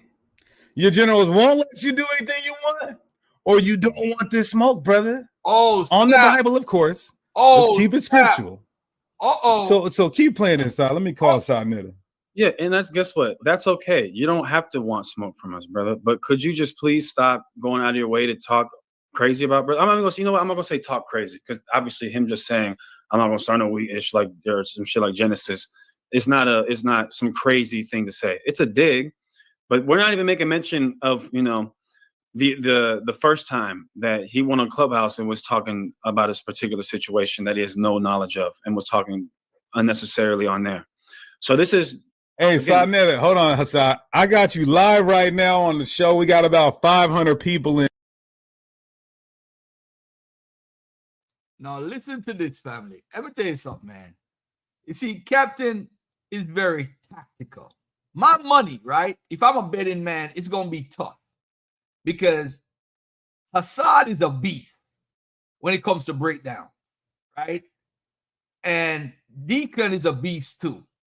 Captain is a beast with the breakdowns too. And so is Ka'atazar. So I got to put all my feelings aside. I want to see the debate happen. I don't care who wins, but I know it's going to be a hell of a Brooklyn Magic versus breakdown versus who sounds better. I know it's going to be one of them type of debates, but I would love to see the debate. I would love to see that debate. That would be a hell of a debate. Serious B said put his money on Captain. I'm telling you, bro. Y'all don't know this Deacon cat. I'm telling you. Yo, he beat me. He beat the brakes off of me. One day I went to the show. He beat me up in less than 3 seconds and kicked me off. I will never forget that. But we were talking about two different things. I was speaking from a historical perspective. He was speaking from a biblical perspective. So he kicked me off. He's like, oh, we were in captivity. I said, you wasn't in no damn captivity. Like, get off my damn panel. He kicked me the hell off in like 3, 4, 5 seconds. Kicked me off. Beat the hell out of me. Sleep on this Deacon dude all y'all want.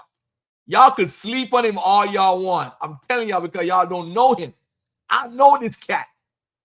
I've been watching him for years. And plus, he deals with history too. You see, if me and Chris Harris was good, I would have set something up with him and Chris Harris.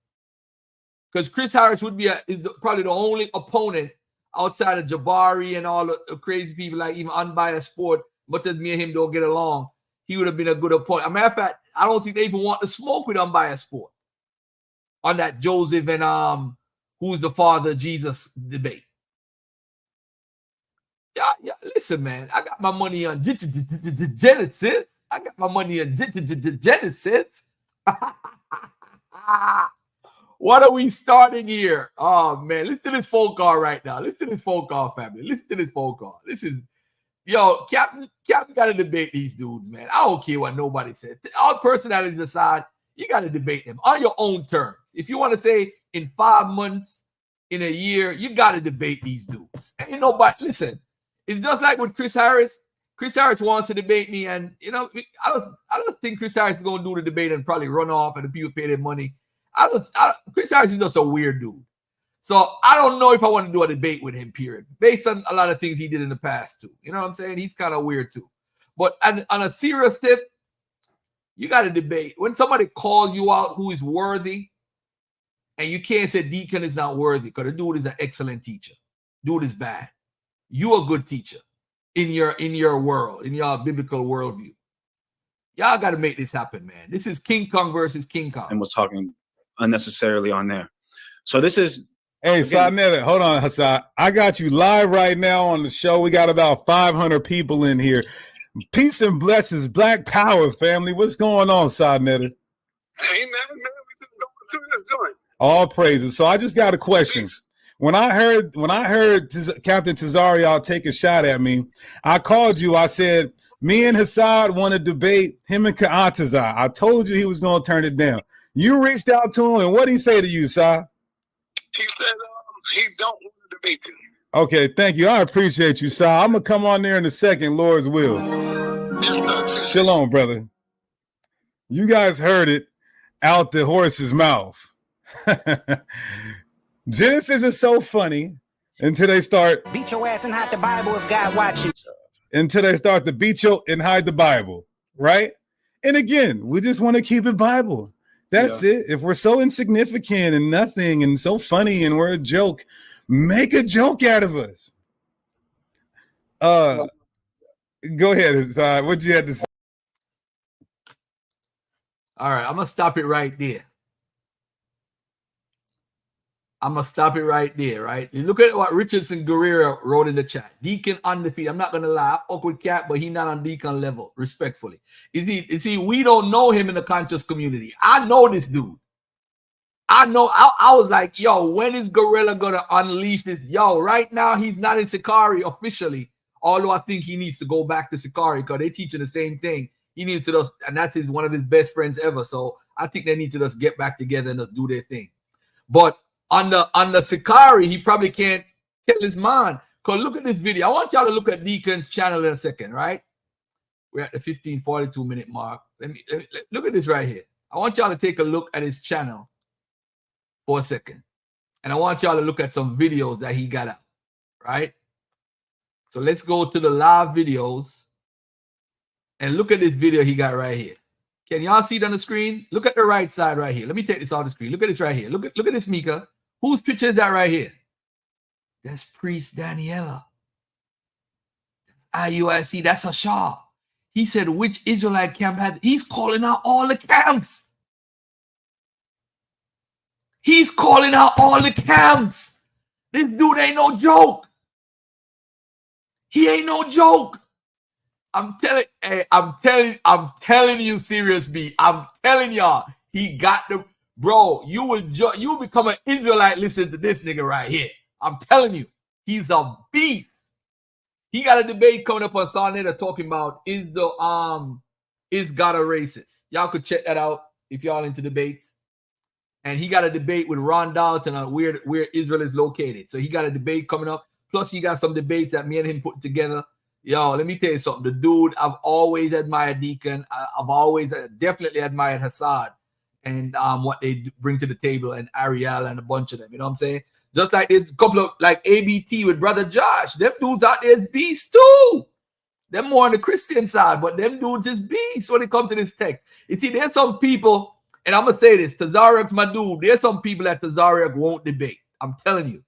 I'm telling you right now. There's some people he won't debate. I'm telling you.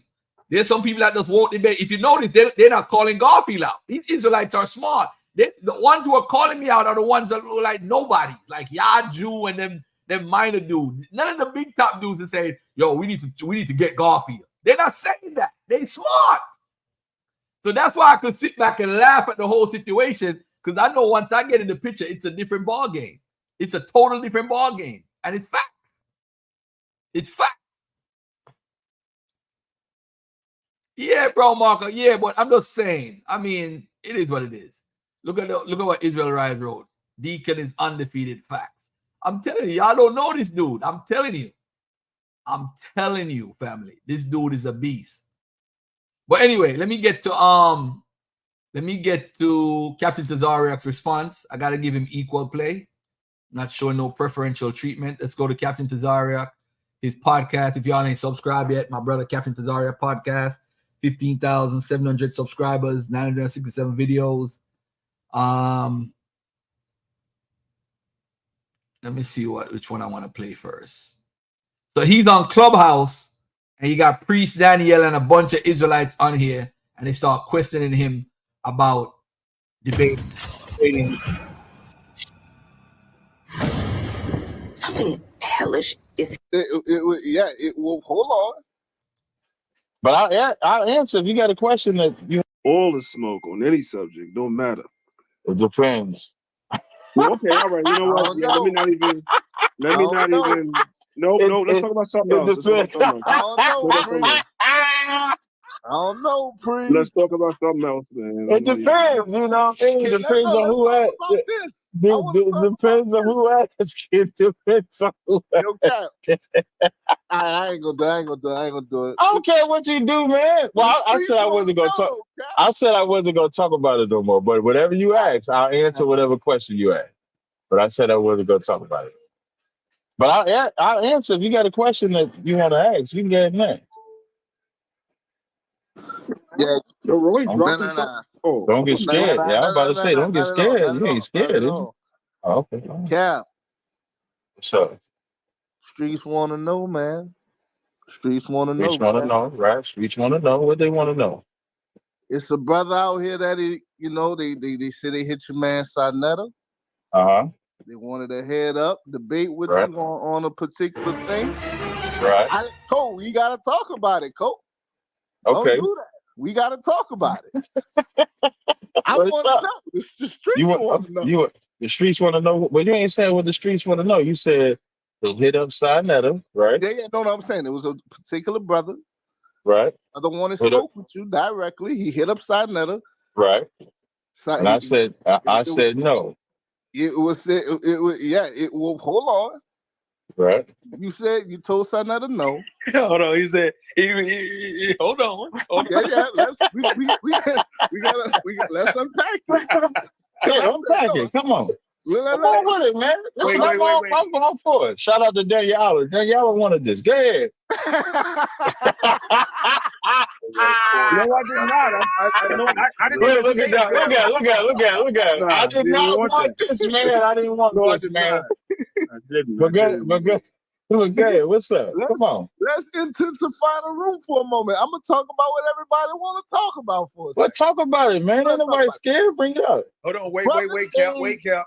For the brother to say particular brother and not say the particular brother. Yeah, like he ain't got no problem calling me out, but then he don't want to say name. I'm gonna call him. Okay, good. Yeah, good. What's up? Deacon Hakah of Genesis Israelites. Right. Brother initiated a head-up debate with you via Sarnetta, to which he was told from Sarnetta that you declined the debate. Right, I did decline it. That's correct. That's right. Brother then go live, and talked about the debate. And talk right.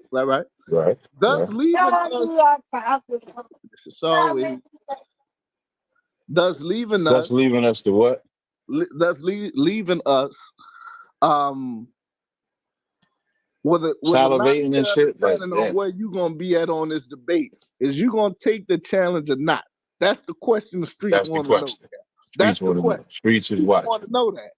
Are we in the New Testament? Are we not in the New Testament? Debate with you and Deacon Hakah on the Versus platform on God First Game. Shout out to Chris Cole. Is that what the streets gonna get at some point? Hey, I guess I came back in the room at the perfect time. Look at y'all stop. Look at y'all stop punk ass. Look at it. Look at it. Look at it. This for you, Cap. Hold on.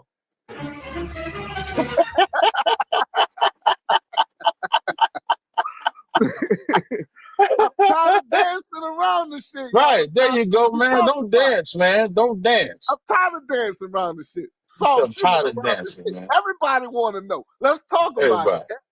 No sweat. I'm down with it. So we talk about it now. So the way it happened was when I think it was Friday, I sat down with the police. We was asking them questions about police brutality. Sarnetta was there, he was filming. And so Sarnetta asked about loyalty, and then I talked about loyalty. Sarnetta put the video up Friday. Saturday is when Sarnetta texts me, and hold on, let me get my other phone. He forwarded me the text that he was sent from Deacon. So from up until that point, all I was just talking about was loyalty. And then I didn't even just talk about him. I said in the past month, it's been 5 Israelite groups that popped up. That's what I said. And so I was talking about all of them in general. I even talked about them cats that was showcasing a new t-shirt. And I thought it was disgraceful to have been just separating from one group and to be so free to brag about what you're doing now. So that conversation wasn't about just them. It was about all these groups just popping up. And we shouldn't be so quick to just have all these groups. And why is people accepting these groups? Just my opinion. And so after I did that and Sarnetta put it up, then Sarnetta contacted me like 2:30. Is it Sunday? Okay, so this was actually Sunday that he sent. I had to look at the day of the text. So I could have swore he sent this to me Saturday. I'm sorry. So when he sends the text to me, I said to him that I'm not doing that debate. No, that is Saturday. I'm sorry. Because I text him Sunday. I'm sorry. So he texts me Saturday at 4:57. So that's after Deacon sees me speak about loyalty when I'm talking about Israelites as a whole. It wasn't just about them, although they was a part of what I was talking about. So I didn't see how me talking about them not being loyal now equates to me wanting to do a debate with him and he wanted it to be me and Katazai versus him and Asad. That's what he wanted. And so I didn't see a point in that because I felt like he only was asking me, like, let's say if I hadn't said nothing about the loyalty thing or something like that, and then he was just asking me randomly, maybe I would take it under consideration. But I looked at it as he's only asking me this because I was talking about them and others being disloyal. So for me, I just wasn't interested in doing no debate. And I told Sarnetta on the phone, I said, I'm not debating them. I said, what I was talking about was loyalty. I'm not debating them because I feel like they have to get their group off the ground. That's why you see them. I think he has a debate September 14th because they have a following. They got followers. I think they might have more followers than me. I don't know. But that's all from Sakari. So now they got to build this stuff up from Genesis. And I'm just not going to be a part of that build up because I don't approve of break off. I don't approve of breaking off from Sakari and creating another group. I would prefer if they didn't do nothing and they just got back together. Because most people don't know, Corey knows this, the actual debate that I actually wanted to do but got turned down was me and Gorilla. Me and Gorilla was working on a debate. This was like last year or earlier this year. I'm not sure when. So me and Gorilla was going to actually debate this subject. Are we in the New Testament? But it was turned down by my school. In this instance, I turned it down. I didn't even bother asking my school if I can debate Hakah or not. Deacon or not. I just said, no, I'm not debating them because to me, it's a different spirit. I don't feel like it's an honest spirit in doing a debate. So you're not going to see me debate him at all on this subject. You asked me the question, which is why I'm answering. I'm not even going to talk about it anymore. I would just talk about being loyal, and that was it. So I don't see how me talking about him not having loyalty to Sakari equates to let's debate the New Testament. We could debate brotherhood, but I don't see how it equals. I don't see how them two things equal. So that's going to answer your question. Okay. So yeah, and I see somebody said he asked for a debate before the incident. That's not true. I think I got from my timeline. My timeline is I spoke about disloyalty Friday. Sarnetta put the video up Friday. I got the text Saturday about it, and then so he knew Saturday I didn't want to do it, and then Saturday night when I did my radio show, I think I mentioned that he wanted to do a debate, and then that's when I did my little. I think I said because I thought the shit was funny, and y'all know me, I make fun of all kind of shit, and so I don't know, so I just made fun of it. Now, of course, he's gonna say something because I made fun, so I don't even have an issue with whatever he said. I didn't watch none of his videos though. I didn't watch none of his response videos. All right.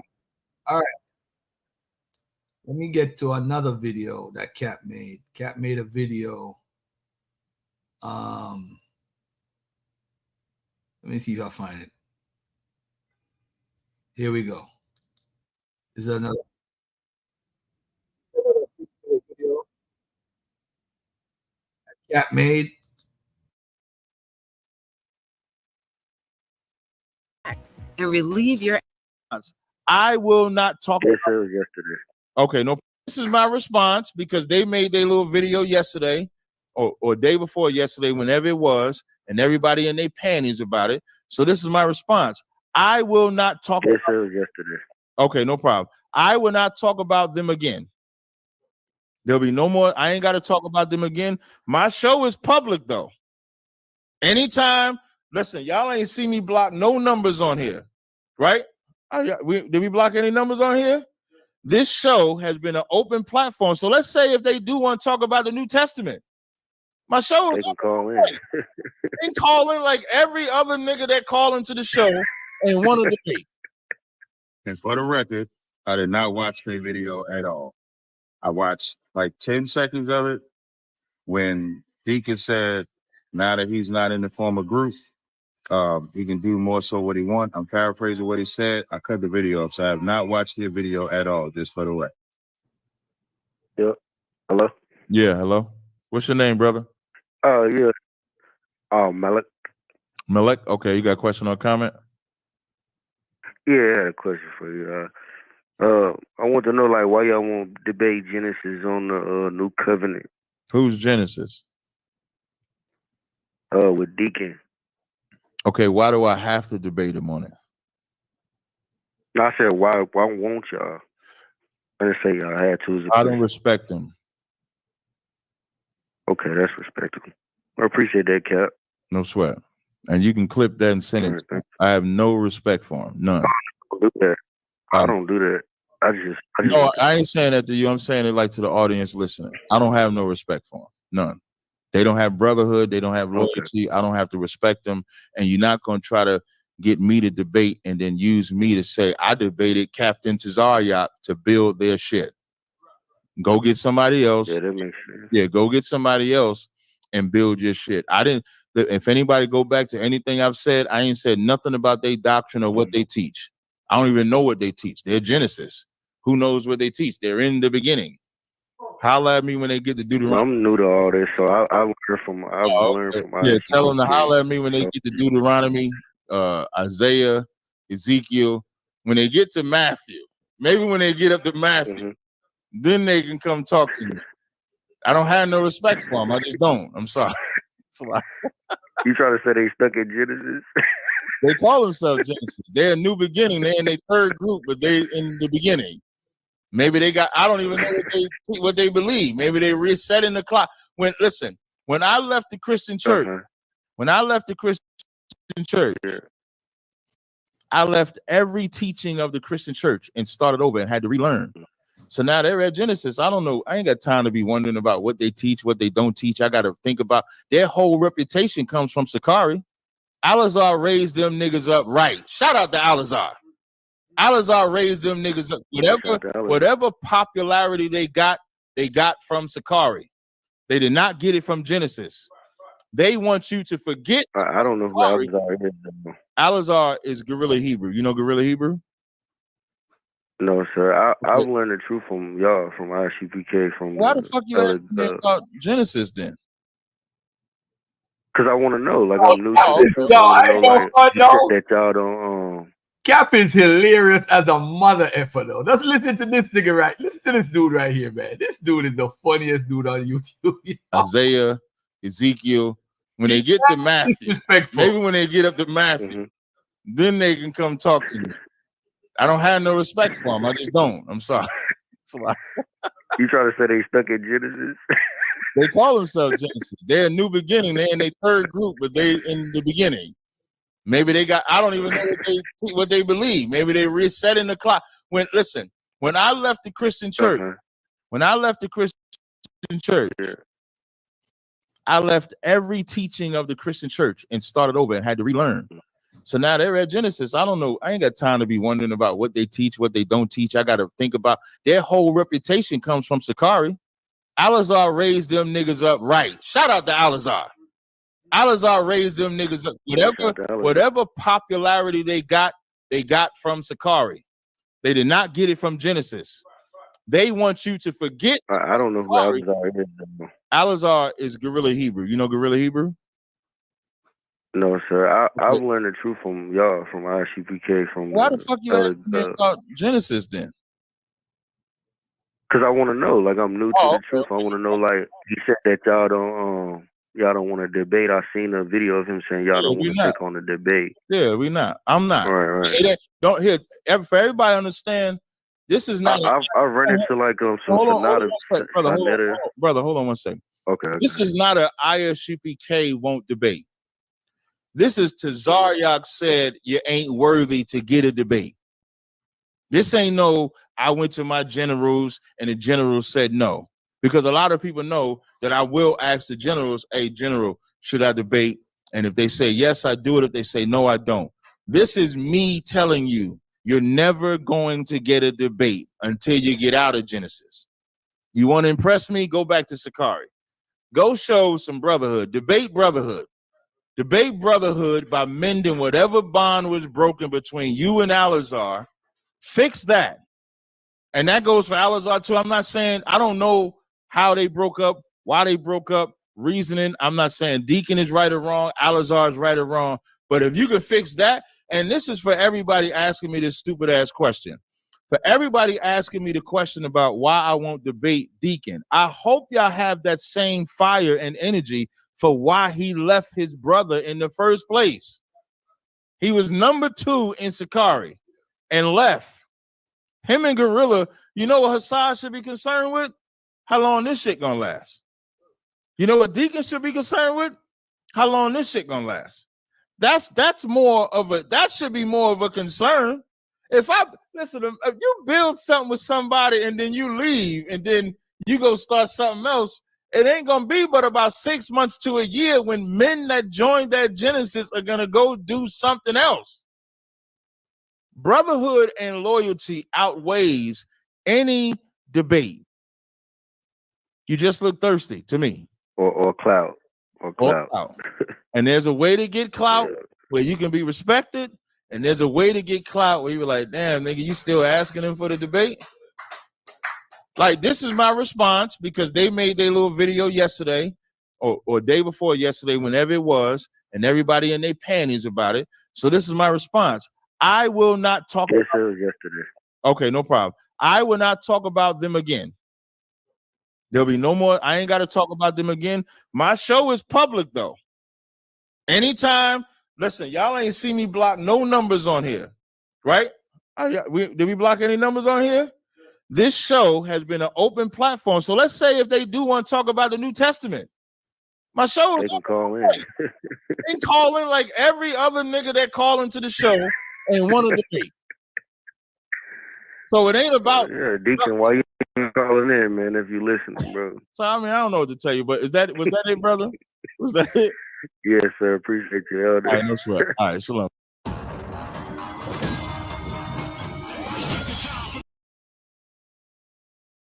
All right. Let's get back to Deacon now. And then after Deacon, I'm done. I'm going to open up the panel. Anybody that's want to jump on and we could get it in. This is Man Cave Sundays every morning between 9:30 and 10. We start the show live and we do what we do. All right. Check this out. He said he don't want to debate you. Okay, thank you. I appreciate you, Sal. I'm going to come on there in a second, Lord's will. Shalom, brother. You guys heard it out the horse's mouth.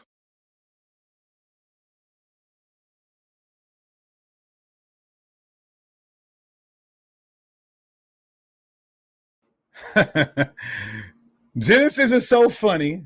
until they start beat your ass and hide the Bible if God watching. Until they start to beat you and hide the Bible, right? And again, we just want to keep it Bible. That's it. If we're so insignificant and nothing and so funny and we're a joke, make a joke out of us. Go ahead, Hassan. What you had to say? I just, man. So anybody that knows, you know, when I had gone by Great Millstone some weeks ago, you know, and we had a little back and forth. And before that, you know, I would go to the brothers, I'd salute them, and they would salute me back. And there would be times when I was in Charlotte, and I would salute the brothers at ISUPK. Most of them wouldn't salute, but one or two would, you know, salute. And the reason I bring that up is, man, these niggas are gonna hate us after this one. Man, but it shouldn't be no hate, because remember, Hassan, this is a response. Yeah, leave us alone, or take the debate. Are we in the new covenant? They teach that we're in the new covenant, and so, you know, what's so crazy is the walls are closing in on my brother Tazarayach. He's gonna have to talk doctrine at one point, right? With us, at least.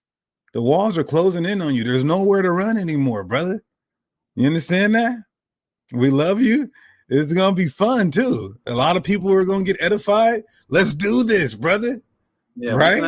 And I'll get you a nice bottle of the Frog. Now, look, I'll let Hassan take on you and Captain Capt at the same time about the new covenant. 100%. Because they teach we're in the new covenant. So now since they don't want to debate, we got to take a look at their video breakdown and put it on display before everybody to show how they're in error. You understand that?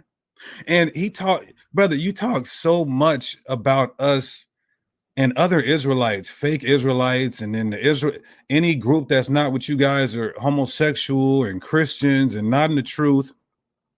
And then I see WAC 100 completely disrespect you and Captain Capt and call you guys every name in the book, and you didn't dare talk to him like how bad you talk about fellow Israelites. Come on, brother.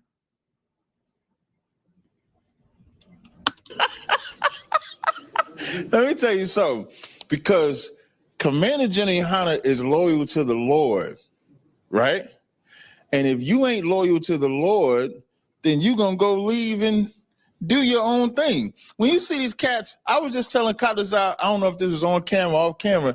In the past month, it's been like 5 Israelite groups of cats that they got a breakdown of John 3:16. Now I could go start my own camp. They got a breakdown of this so I could start my own camp. Even the conscious community, I always talk about that picture. Remember that picture you had? You had all of them cats together, man, united in that picture. And then none of them are together. And so why do I have to imagine, like, loyalty is something that without ISUPK, none of y'all niggas would know it. I rarely look into the camera. None of y'all niggas would know loyalty without ISUPK. Every last one of y'all was in something, broke off from something to start some other shit. Y'all look at me. I was just telling Sai, now this is the 10th annual cookout. If you just pause it right there. So basically he's saying any camp who's not in ISUPK and broke off, this is a fake camp. Either way, like that's fine and dandy. You know, let's show with the Bible that we're a fake camp. And that pretty much goes for all the camps outside of them. Right? Yeah. And the water too for McCall Yasharala for becoming the Genesis Flexer. Greatly appreciate you. Greatly appreciate you. Go ahead, Asai. You was gonna say something? Yeah, I didn't leave Sakari. You know what I mean? So I don't want to be technical, but anyway. Years of this time, I'm with the same niggas you see right here. It don't change. And that's why we're victorious. I don't have to pause that. Commander Jenny Hanna, He said, and that's why. Now, I will say this. Look, I'm going to be fair because I don't hate the brother. I got a lot of love for Tazarayach. I just took a picture with the brother damn in July, chopping it up with him. He's different online than he is in person, for me at least.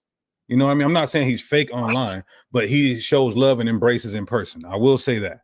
I saw him in Charlotte in A few months ago, not too long ago. So I will say this: that loyalty that he's talking about is amazing. That loyalty, for the super chatters, that loyalty that he's talking about is amazing, and it's desired, it's longed for. You know, to have decades and decades of friendships and camaraderie, that's amazing. You know, if it's true, of course, that you brothers have that, that's amazing.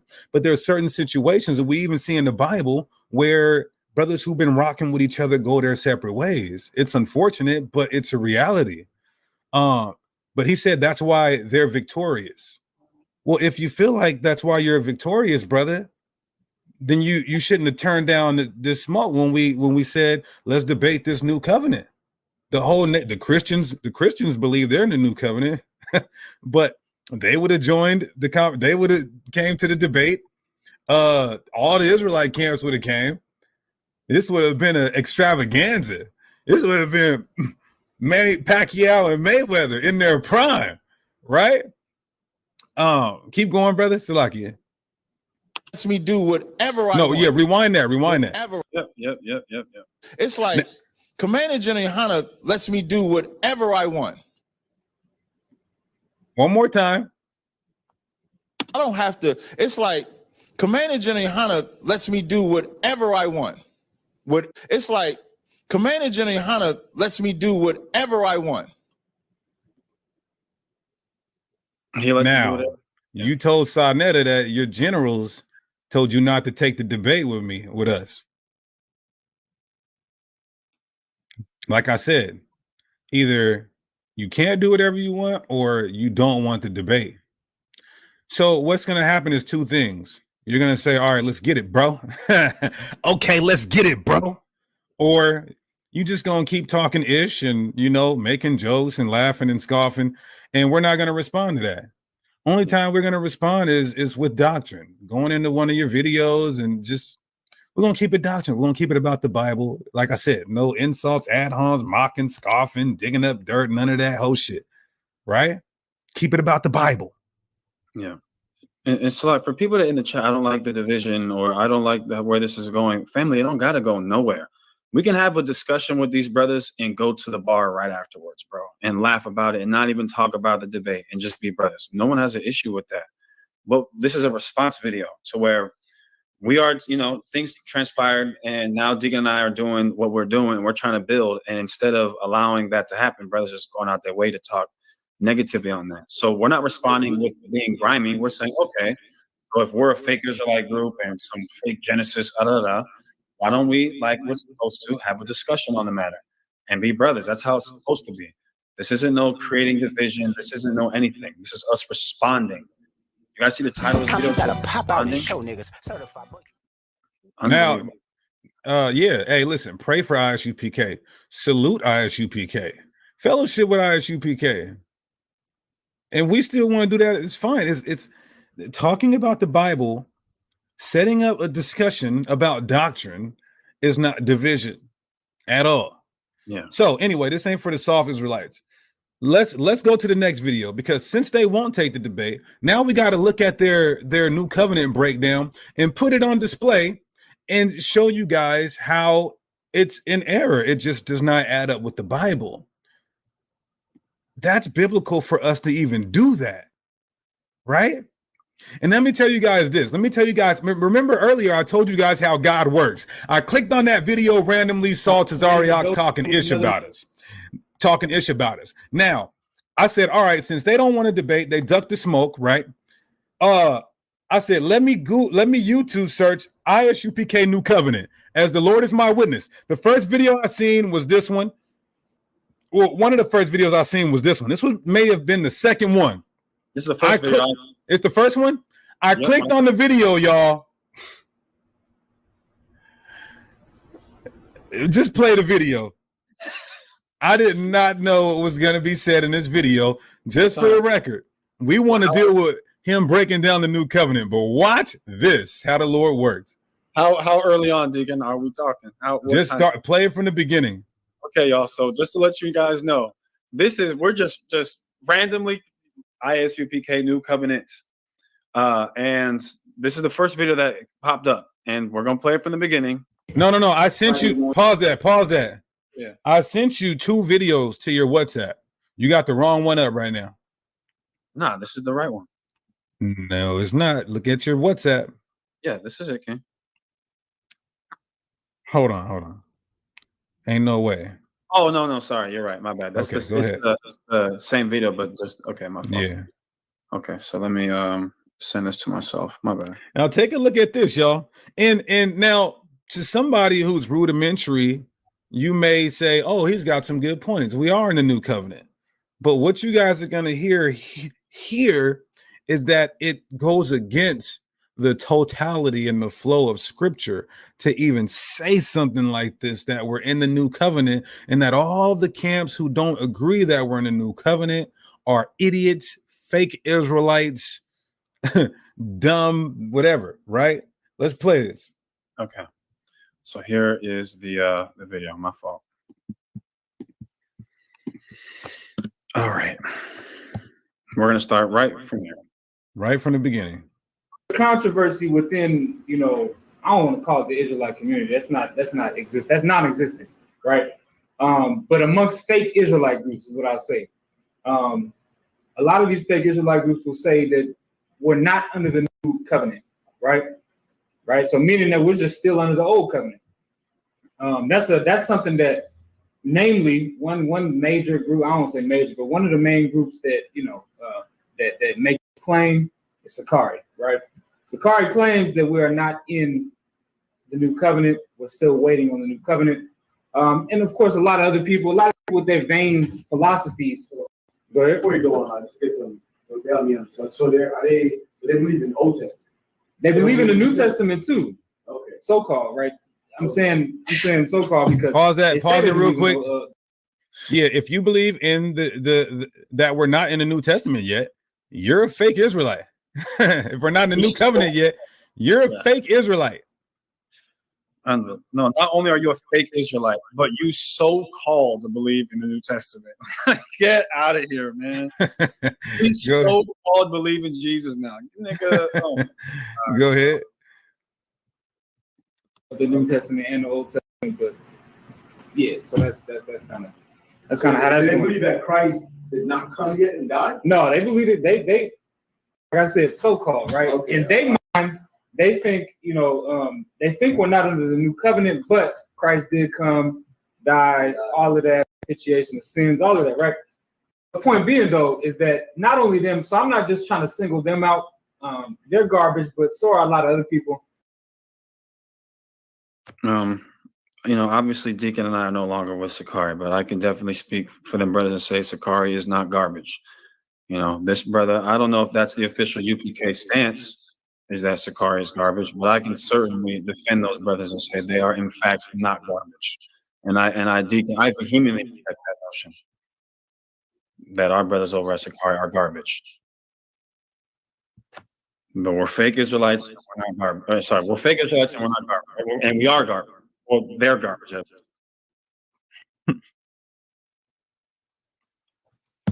Right, all of that, propitiation of sins, all of that, right? The point being, though, is that not only them, so I'm not just trying to single them out. They're garbage, but so are a lot of other people that don't believe that we're under the new covenant, right? If you cannot hold for me, Jeremiah the 31st chapter, but before you do that, right, or while you're doing whatever, right, I need you to explain to me, Kabbalah, what the old covenant is. Now this is good. If you can, this is good right here, because according to Exodus 34, the old covenant is all the laws, statutes, and commandments. So they're saying they're going to say that right here. So they're literally saying we're not under the law, statutes, and commandments anymore. So why even keep them? Go ahead, brother. If you can help me out and let me know what the old covenant is, not with this verse. Tell me what the old covenant is. The old covenant is the same law that's in the new covenant. Okay, give me more, right? So let's try not to compare. Let's just pretend there's no new covenant. Okay, right? What is the old covenant? So the old covenant is is all of the laws that are found in the book of Leviticus, which also includes you can't slide once, for sin. you would be killed. You would be killed. You'd be what? You'd be killed for certain offenses, right? Also, what would you have to do if you did sin and it's not a death penalty offense? What would you have to do? You would have to offer sacrifice. Right. You would have to. There would have to be blood spilled. You get what I'm saying? You would have to offer sacrifice. Now, and another thing would happen. Please take the debate. I mean, I'm not gonna say please. Do or don't. To Deacon. Are we on the same page? Like, I'm just listening to this, and it's like I'm closing my eyes and I'm slip here, left hand, slip here, uppercut. You see what I'm saying? Take the debate, brother, or don't. And I understand why. This is going to get bloody. When he's talking about spilling blood, it's going to be real spilling of blood. And it's not going to be an animal sacrifice, the Deacon. You know how when you're training, you know how when you're watching tape, and you're like, bro's leaving his right hand down after every hook he throws. Bro's hands are at his face, breathing out of his mouth wide open. You already know it's an easy kill. Keep going. As the blood of those sacrifices, Moses, one of the first ways that he signified those sacrifices of that covenant is he would sprinkle the blood on the Israelites, right? And so what we have to see, right? The whole consisted of us sinning, breaking law, right? Making sacrifices for those sins and shedding blood for those sins. Right? Whether it was the animal's blood or whether it was your blood, something had to die, right? That's the old covenant consisted of. Now, what is the new covenant? The new covenant is, instead of us dying, our king, Malak Yahushai, gave his life instead. Brother Salak, I don't want to keep stopping. Brother 876 Yardi, don't take the debate. We don't want two of our finalists going at it. We're not going at each other, my brother. Family. See, we got to get out of this mindset where if two brothers disagree and we're supposed to be born again, right? And the Bible talks about reasoning together. We should be mature enough, physically and spiritually enough, to know that it shouldn't be an issue for two brothers that disagree to have a discussion on things that they disagree with. Isn't that what we're supposed to do? Right. You believe this way, I believe this way. Okay, brother, I love you, you love me. Let's talk about it, and we can be cool afterwards. Now look. I've seen Captain Tazarayach take debates with heathens and treat them with respect in the formal debate, as he should. I've taken debates with heathens and treat them with respect during that formal debate, as I should. This can be done without disrespect in class about the Bible. So Hassad, don't even just stop entertaining the chat. Bubble shot. Yeah. Ours. So that we might live. That's definitely that's the part of the new covenant, right? In the covenant, instead of us having to die, like you said, instead of us having to die for committing that sister that committed adultery, and Christ came while they was getting ready to stone her per the old covenant. They was getting ready to stone that sister. Right.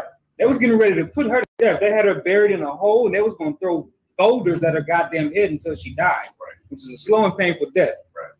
But it was deserved. She deserved to die. But what did Christ do? Christ said, listen, he that ever sinned, cast the first stone. If you're not a sinner, go ahead and cast that stone. Go ahead and hit that sister. Right? But nobody could do that. Nobody could say, oh, I'm not a sinner. Right. Nobody could do that. So what ended up happening? They backed off and told that sister, get up, go, and sin no more. Right? Of course, other things happened, right? Just to be Christ with it. Right. He told that sister, get up, go, and sin no more. Right? Meaning what? Up until she met Christ that day, up until Christ came to see that instance that day, she was under grace. She was under a grace period. And when Christ came, she learned she didn't have to die for what she's done before. Okay. Is this it on that particular one, Deacon? Can we go into this? I think so. Go ahead. There are so many problems with what he just said. I'm gonna give you like 3 or 4 because I want to. If this debate potentially does take place, I don't want to give away too much. Let's just go to John chapter 8 and what he's talking about, because he's using this, if I'm hearing this correctly, Deacon, as evidence of Christ ushering in and bringing in the new covenant when he came on earth, right? Am I understanding? Yes. Okay. Here's a problem with John chapter 8, brother. is Christ doesn't die until John chapter 19. Ooh, ouch. So the new covenant didn't start yet, brother. So that's not a good example of that. Number one. Ouch. So that's ridiculous for you to even say that. But let's go into John chapter 8 and see what's going on. Matter of fact, I want to go back. Because later in this video, he says the new covenant started at the death of Christ, but he's inferring that it started when Christ showed mercy to the adulterous woman. Yeah. So let's look at John chapter 8 real quick. And again, we're just going to look. This is all doctrine. We're not going to take no shots. Much love to that brother. I don't know who he is, but much love to him. Let's just talk about doctrine. John chapter 8. And we'll go to, I think it's way later. No, actually, it might be a little sooner. Here we go. John 8:1. Jesus went unto the Mount of Olives, and early in the morning he came again into the temple. And all the people came unto him, and he sat down and taught them. And the scribes and Pharisees brought unto him a woman taken in. All right, so I gave them 2 hours of my life today. That conflict and confusion. I went through my whole program. I do want to go back to this video right here to talk about. Y'all need to get what's the names for y'all who missed the commercial earlier. Let me just play it again for those who missed it. This is Garfield that's featured in Dr. Mayat's movie. Meltrek. Y'all gotta purchase Meltrek 3. Go to Amazon and get Meltrek 3. That was rough. I was just at the studio today finalizing the voiceover. It's stuff, the way you heard it and all of that, and even some of the visuals. Check this out, family. Your brothers weren't finished. So what you just saw was a rough version of the opening scene. Right. Right. And hold on, let me show you scene 1. Oh, scene 1 is chaotic. I'm gonna show you a little bit. Here we go, family.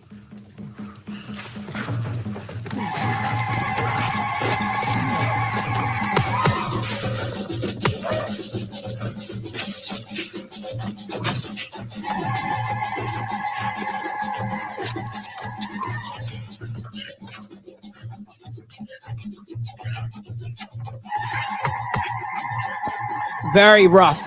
Very rough.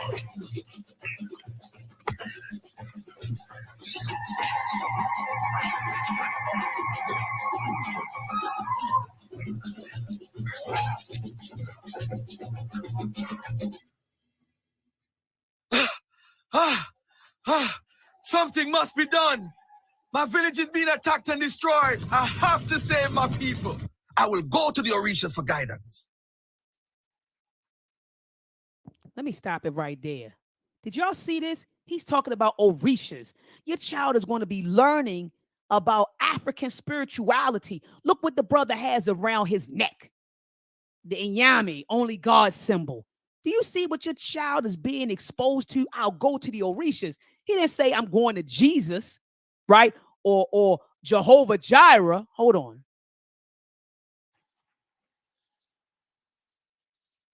Ajitsu Makani Baba Fedefeyo Ashe iti Oshoroshe Eduoloja Onibojo Oba Tomoda Biewu Iba say Arumela, Orisha of wisdom, knowledge, and divination. What is it you see, Omo? My village is being destroyed. My people are being kidnapped and killed by foreigners. How can I fight them? How can I save my village?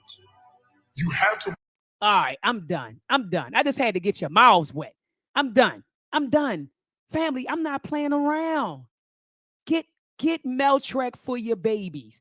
It's 50,000 people in the building right now. You just saw clips from Meltrek episode 3. Some of y'all don't have Meltrek episode 1. Go over to Amazon Prime right now. Click on the link. Go to Amazon Prime right now. And it is Garfield. Al Thomas, that's Garfield. That's Garfield. He recognized his voice. Family, right now, go over to Amazon. Get Meltrek episode 1. Get Meltrek episode 2 so you can get your child ready for Meltrek episode 3. I'm dropping Meltrek episode 3 during Black August, right? During the height of revolution.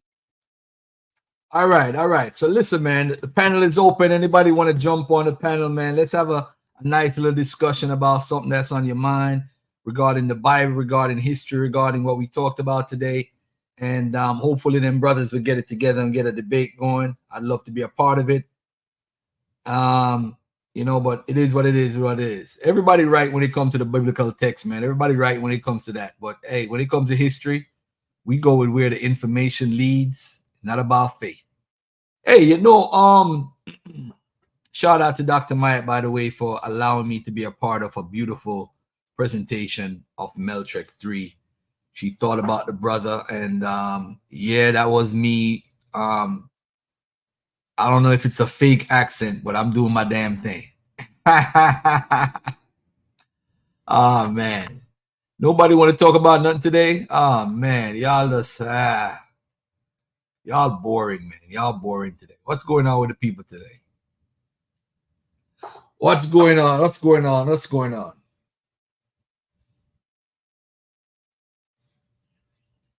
Nobody want to jump on the panel and have a discussion?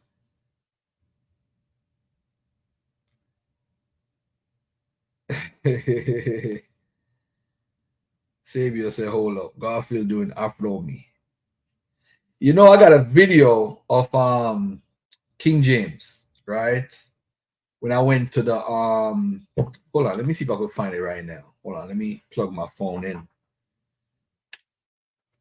Let me plug my phone in and show this video of when I went into the lab and look at King James. King James family is, what was it, 2021? 2021. Yeah, it's right here. I got it right here. Yeah, right here. Actually, I have the video right here.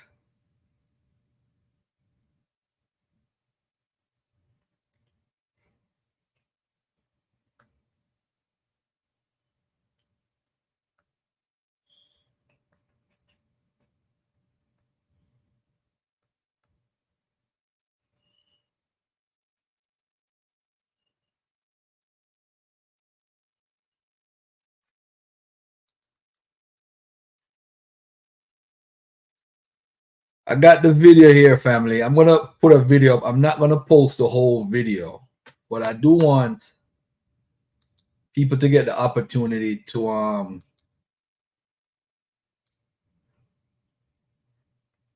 see something about King James they probably didn't even know about.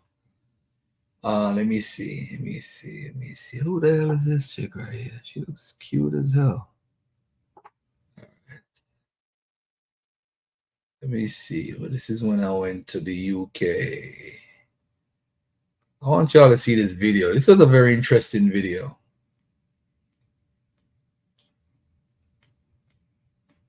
Interesting video.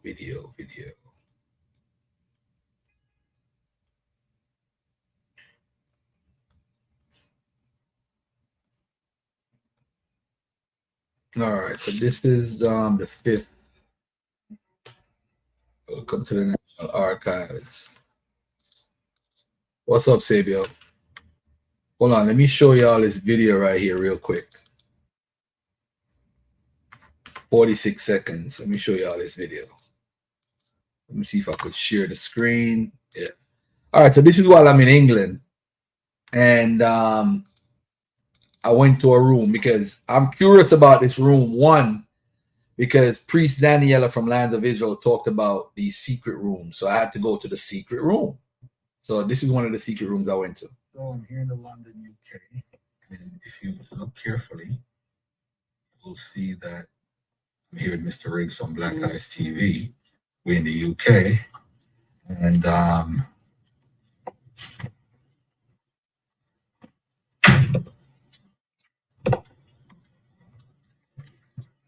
this is the National Archives room, right? This is the secret compartment.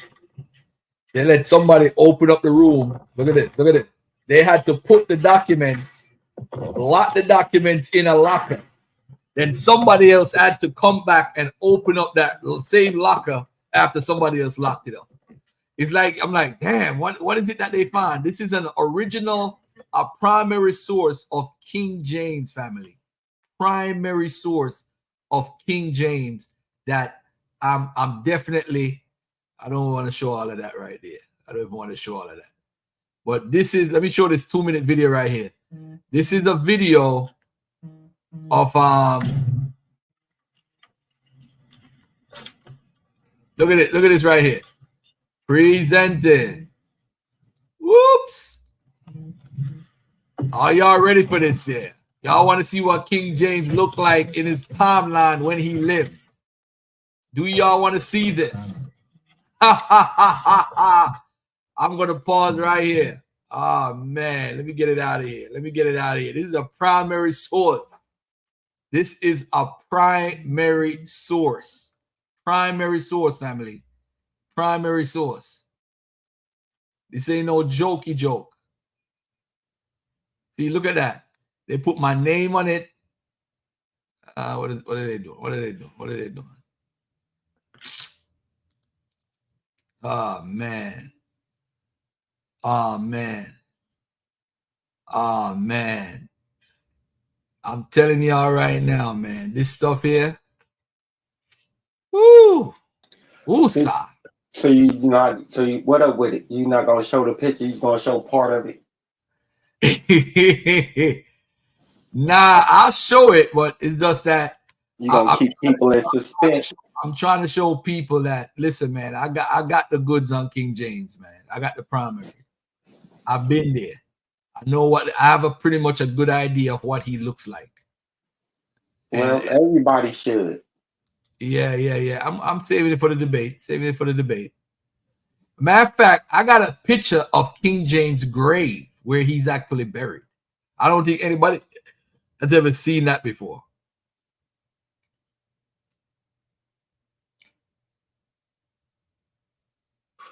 Of his grave? No, I don't think no one's seen that. Actual grave.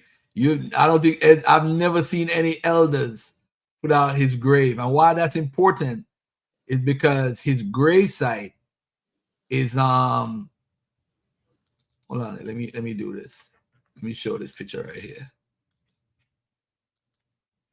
Look at this right here, family. Did y'all know this is King James? That's King James when he was a teenager.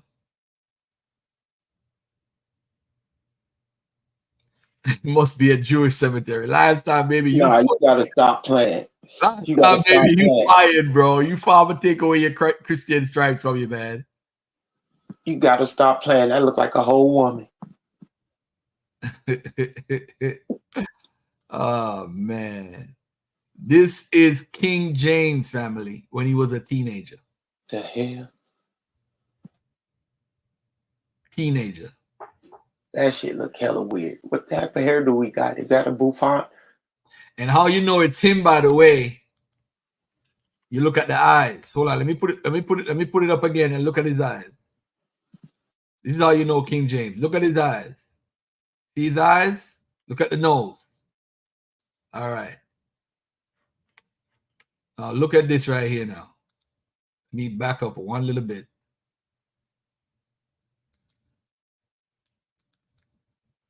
Don't ever show that picture again. Well, that's him. What are we gonna do?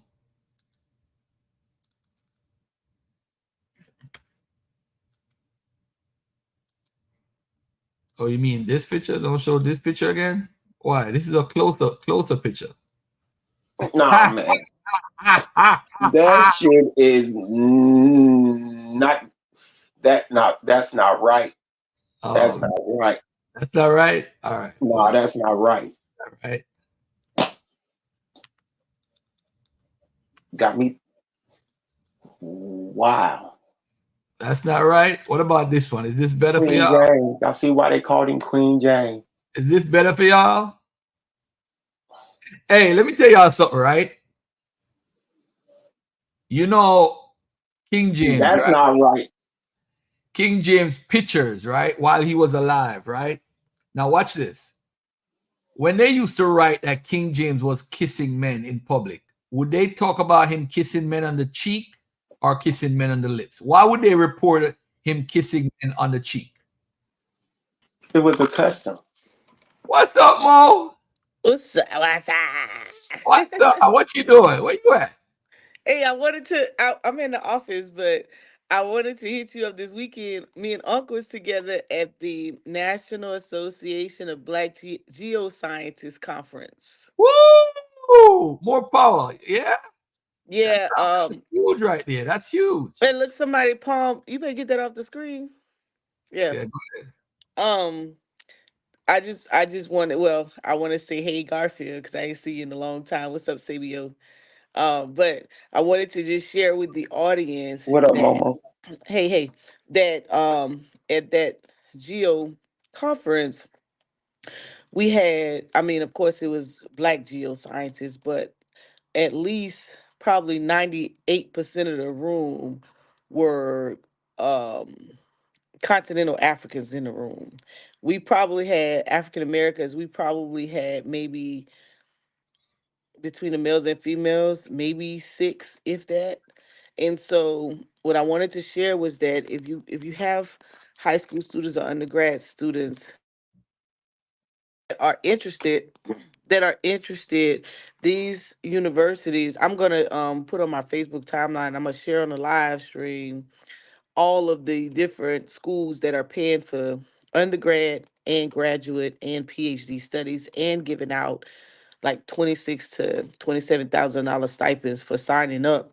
Um, the geoscience. The reason I'm bringing this up, we are in an election year, and climate control is one of the topics of concern. And when most people just think of climate change, they're only thinking about the weather, but they're not paying attention to that the conversation surrounded around climate change, it has is down into environmental justice and social justice. So there's a lot of funding that's coming through the pipeline through Department of Energy, Department of Environmental um, Protection Agency, USDA, that's in reference to air, water, and land contamination or pollution. Consent siting, which is where they are interested in bringing. There's the global conversation, and then there's the micro and the macro conversation, right? Then there's the local, where they're interested in putting nuclear waste. They're looking for heirs, properties, people who own land in the rural area to store nuclear waste and carbon waste. And so at this conference with the geoscientists, there was a lot of studies about how it'll affect your community. So a lot of individuals talk about doing things for the black community. You get upset about gentrification, but here's your opportunity to connect with these geoscientists for your community, because that's how the money is flowing, to revitalize your community. Because if you don't, guess what? They coming. They not already did the inner cities. They are coming to the rural areas. There's grants out there for planting trees to absorb carbon. There's a lot of conversation around nuclear waste, but it's the bigger conversation is going to come through carbon waste in the near future, as you can see if you haven't done your research. And so for those who are not concerned, but for those who are concerned, just do your research. There's a lot of community money for capacity building. We'll be doing a retreat next weekend. Unc should be there um, to kind of understand that social justice side of what's going on. There's a lot of funding for if you're in your community and you're affected, or you have air quality issues or water contaminant issues or land problems, you could actually seek out funding for capacity building, for standing up a nonprofit, to be advocacy, or to gain some of that fund to revitalize your area. So now there's one or two things that is happening. You can allow the other people from across the track to come in and and change your community, which is going to gentrify, and you're going to pay them, or you could do it yourself.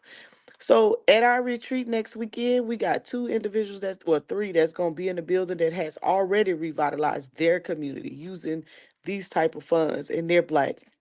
Harold Mitchell Jr., you can look him up, from Greenville, South Carolina. I mean, Spartanburg, South Carolina. He's revitalized two communities called the Regenesis Project. And then Omar Muhammad out of North Charleston, who's like one of the face of EPA, who goes around teaching communities how to upstand their communities. We met two in particular, Black professors from Tennessee State University. I need to talk to Sean. Tennessee State University, Dr. Archer and Dr. Paget. Oh, look, Uncle's on. Yeah. Somebody got to mute. So, Dr. Somebody got to mute. Dr. Archer, he is a land surveyor and he maps geoscience, GIS, which is he maps the land for environmental justice in the Black community, so that they can understand redlining, rezoning, things of that nature. And then Dr. Paget, he's really good with, he's a land surveyor as well, but he a geoscientist, and he has built a model for food desert. So he has this phenomenal model on how to get your community acclimated back with food desert. And then we met another professor, I don't remember his name, but anyways, he's at Fort Valley State, who has a program, a summer program for young people to come and learn how to be geoscientists. And they pay, I think, about anywhere from 14,500, I think, in the summer for these students to come down to Fort Valley State in Georgia to learn how to be geoscientists. And he has graduated 51 students, Black African Americans in geoscience. And so he's really good at what he do. He knows what to do. And his goal is to train third grade all the way up to postgraduates on geoscience. And so it was a really good event. A lot of information come out of it. You'll see us start to talk a lot about the opportunities that are there. We was looking up a lot of grants that are available. So if you about that life and you vitalizing your community, regardless if you're in the religious groups or not, there's some funding available out there. So we'll be having our first capacity retreat. We're revitalizing Lower Richland, South Carolina. Our newly elected representative, Robert Rees, he's already started with the town of Eastover. So why did I come on the Dagger Squad this morning? Well, Garfield, when I first met Garfield talked a lot about 100 men and women team and going into an abandoned town and revitalizing that abandoned town for the benefit of the Black community. This is your perfect opportunity. If you are still in those spaces of doing something of that nature, this might be your opportunity to get funding for infrastructure, for the land, food, things of that nature, all the stuff that you possibly need to stand up a community. So yeah, so Garfield, I just wanted to share that with you. And Unc probably Unc was getting down with the scientists, y'all, as he normally do. I know some of you guys haven't seen Unc in the space of professionalism when he's talking to the people on the other side. And so he was in there and he spoke to a diverse group, males and females alike, of geoscientists. And so I'll let him tell his experience, but it was appreciated to have my big brother over there doing his thing, and he's gonna be with me next weekend. Learning how what we're doing and how we're putting it together, and then I'll connect him with some individuals so that he can start getting that conversation out into the community of what these people are doing and how they're doing what they did in their community. And so this is some true examples and evidence-based of how working with federal funds can help your community. Hey Mo. Yes, sir. You kind of stole the thunder. I wanted to get on here first. And first of all, thank you for all the support that you've given me over the years. You've definitely been a key supporter. Like I would have to put you like 1A, right? For just the overall support. But I ain't talking about just, hey, I'm gonna show up for the show. I ain't talking about that shit. I'm talking about financially. I'm talking about making sure my business was put together, making sure my patents were not my patents, but what's it called? The daggone trademarks and all that was straight, yo. That go to you, and making sure I'm involved. You like one of them people. If you talking that talk, I'm gonna find an avenue and see if you can show up. Like you showing up on YouTube talking that science stuff. Let me see how you look amongst the whole room full of scientists. You put me in that space, right? That was all for you, right? Nobody did that. So I appreciate you having me at the conference. It was very, very, very educational, and I appreciate you helping me, with my transition out of the nonsense. I really appreciate that, because once you get in that room and you start to hear things, you say, man, we got a lot of stuff wrong. We don't want to take this money. We don't want to take that money. Bunch of foolery. I mean, complete nonsense. There's no winning in this space. There's no winning with people who refuse to look at nature for what it really is. There's no winning with that. There's no winning with now, I love a good debate, right? But when it get past that and people start lying and making it up, there's no space for people in that room that I was in, for people that are lying and making it up. It's evidence-based. Okay. Matter of fact, the keynote speaker, you know what I'm saying? I say, man, the keynote speaker, I knew the keynote speaker. It was crazy. He teaches at my my son plays basketball, so he was actually thinking like a director or something like that, right? But that's his side thing that he do for his son. And who knew I was going to go in that room and see him up there teaching like that, kicking that knowledge. You said something that was key. The key thing that you said was, if y'all about really, that's how you know people ain't about helping their community. See, we learned something. You acting like you on the grassroots. You ain't no damn grassroots. The grassroots was in that spot with real funding, with scientific based evidence to actually change and mold your community. You can't change and mold your community without something based in science. That's a valuable piece right there. As people bash science, they're actually bashing their quote unquote, how they say it, community work. So ain't no community work with that, Mo. So Mo, I was talking to all the science, and I got this magazine right here. Okay. Look, from cement to concrete, from the Romans to Mars. All right. I have a good one right there. Okay. I also got dealing with the minerals and the crystals. Okay. So the crystal conversation in there ain't had nothing to do with them having power and flying through the air. Had nothing to do with that. Girl, you got Tiffany. Tiffany had a. They was looking at. They was like, oh no. So I'm saying the whole build, right, is different, and understanding the minerals in the water. We had a Mo. I like see this what people don't know. I like to ask some wild questions based off of the wild information people we bring in, like the water. Like, remember we was arguing over the water. I don't want no filtrated water, man. So I'm talking to these doctors, right, and these PhD students that were saying, man, if you don't filter the water, you'll die. You gotta filter the water. Everything goes into the water.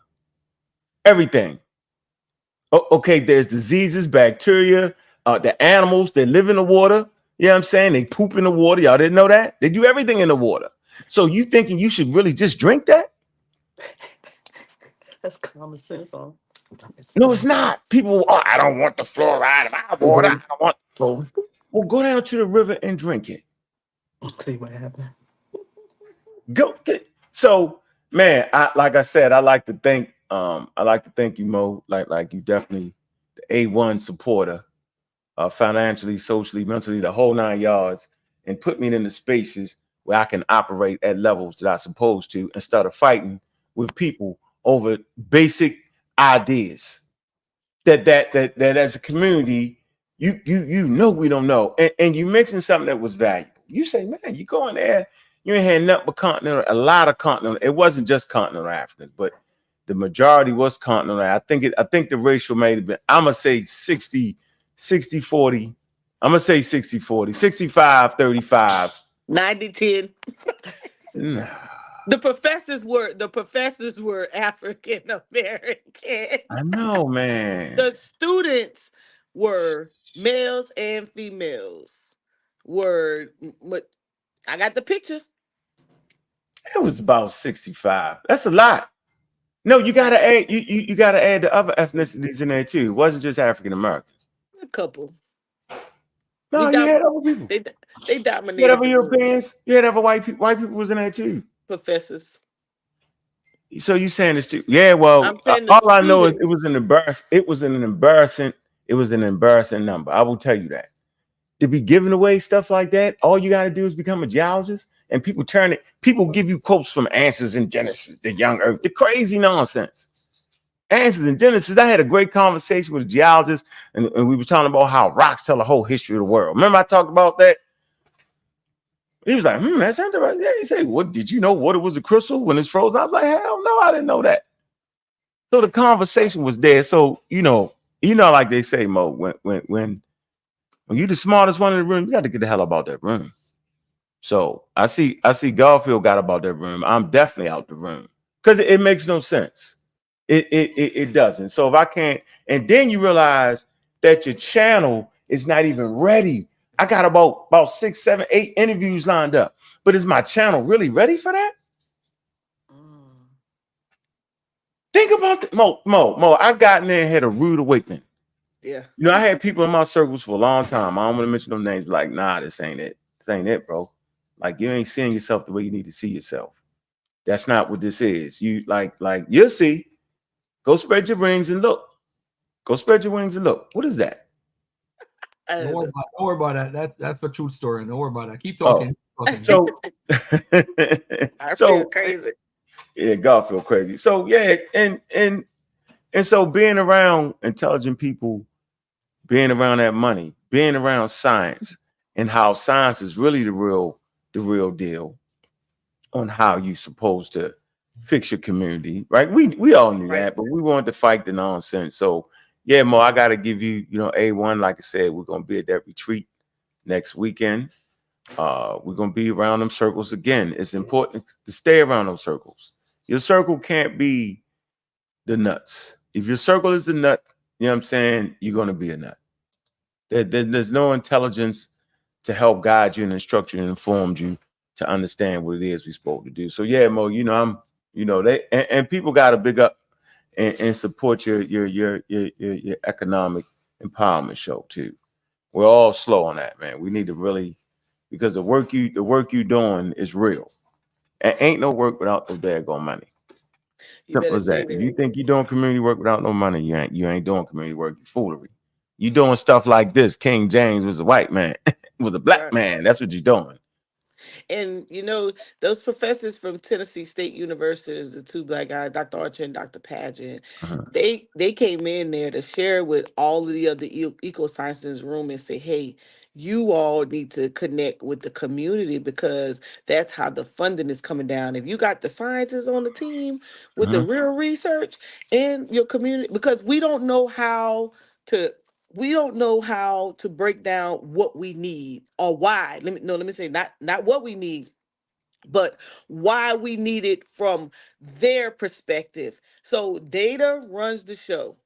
If you don't have no data, if you don't have no evidence-based science on why, the playground can't be near the nuclear plant, or why, kids are getting cancer in the schools because you got the nuclear plant a mile away. If you ain't had nobody come survey them lands or survey the air or test what's going on, and you have real evidence based, not the fact that you just need it, well, the black community is like it and the government ain't doing nothing for us. What is Biden gonna do for us? What is Trump gonna do for us? Okay, what do you need done? And do you have the evidence behind the need? And that's what those scientists in that room is going to do for you all. So you may want to connect, get with your universities, find out who's in the field, because that's what our representative has done here. He has, Uncle get to meet him. He has all the professors on the team, and they will all be there next week. They are, I'm gonna send the curriculum link for environmental justice, because all of this stuff is connected to social justice. And like I said, if you don't allow them to come on your land, they're coming. I'm telling you, they're coming.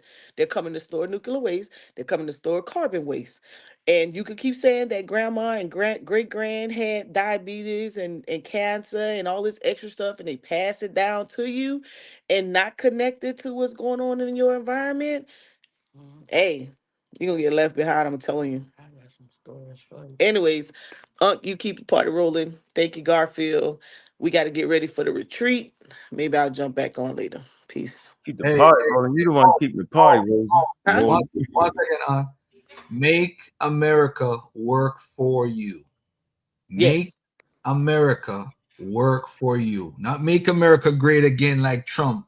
Make America work for you. I'm gonna get a non-for-profit started, and you gotta make America work for you. You gotta make. There's so much stuff like in different communities. We've been doing this for years, Mo, and it's sad when people could refer to Garfield and they don't think about what you did as far as the at-home employment, the trainings, the all the different stuff that you've been doing in public and in private.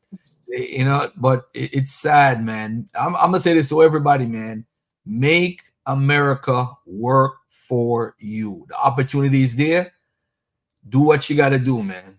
Just make it work for you. There's so much stuff out there, so many programs. That's the crazy part. Remember when we used to deal with grants, Mo? We had unlimited grants to go for, but who would have stepped up and said, yo, I need a grant for this? Yeah. I need a grant for that. It's like y'all scared. Yeah, we need to, and then support the Wednesday show, man. I'm gonna start coming back on the Wednesday show if Mo allows me to, of course, because that's her joint. I can't just say, hey, I'm coming back this week. Nope, it don't work like that. Hey, Right? We got to make an appointment.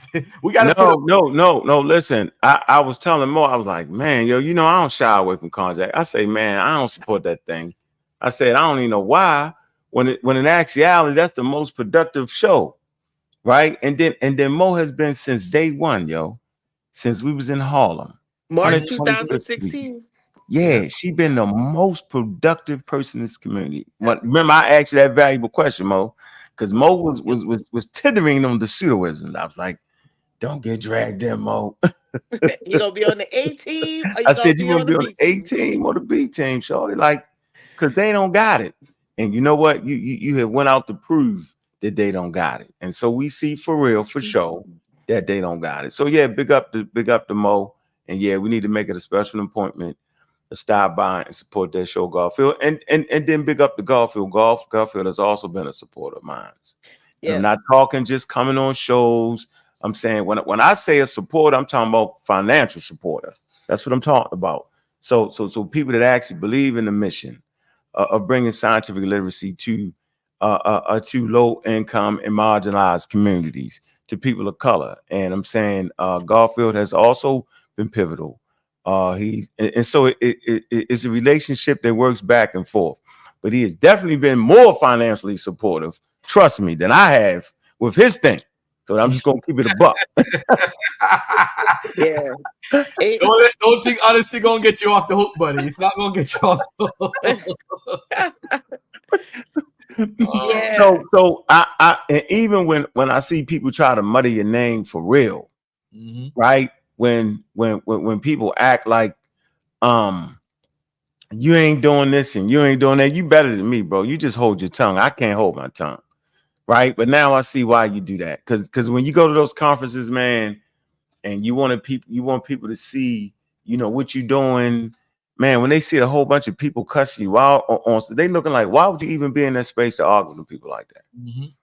It's embarrassing. When I showed up in the keynote speaker, right? When I pop up in there, in the damn, I said, Mo, I think I know that guy right there, Dr. Shepard. He shout out Uncle for Unc shout out him. Yeah, I was like, damn, this dude is serious. I mean, he was dropping it. He was hitting the stuff we was saying. Only better science can defeat science. Crazy. He kicking it. And so, yeah, the world we live in is exactly what we've been saying. It's based in science, yo. This thing right here, yo, when we arguing back and forth, that's just entertainment. Trust me, yo. There's a real world out there that actually need African Americans to participate in STEM. Big up to Dr. Mayat. Yes. Right? There's They're looking for y'all. Super supportive. They are Praying for y'all. You know what's crazy though? And if we see these opportunities going to say Mo and her friends, we gonna curse Mo out and say, oh, she and her friends, they got hooked up and act like that's the only people that's getting it and it's for. Well, if you know about the opportunities, you can apply too, just like everybody else. But when other people get it, you hate on them. Look at Mo. She got that because she know that. Nope, you could have applied too. Equal opportunity, man.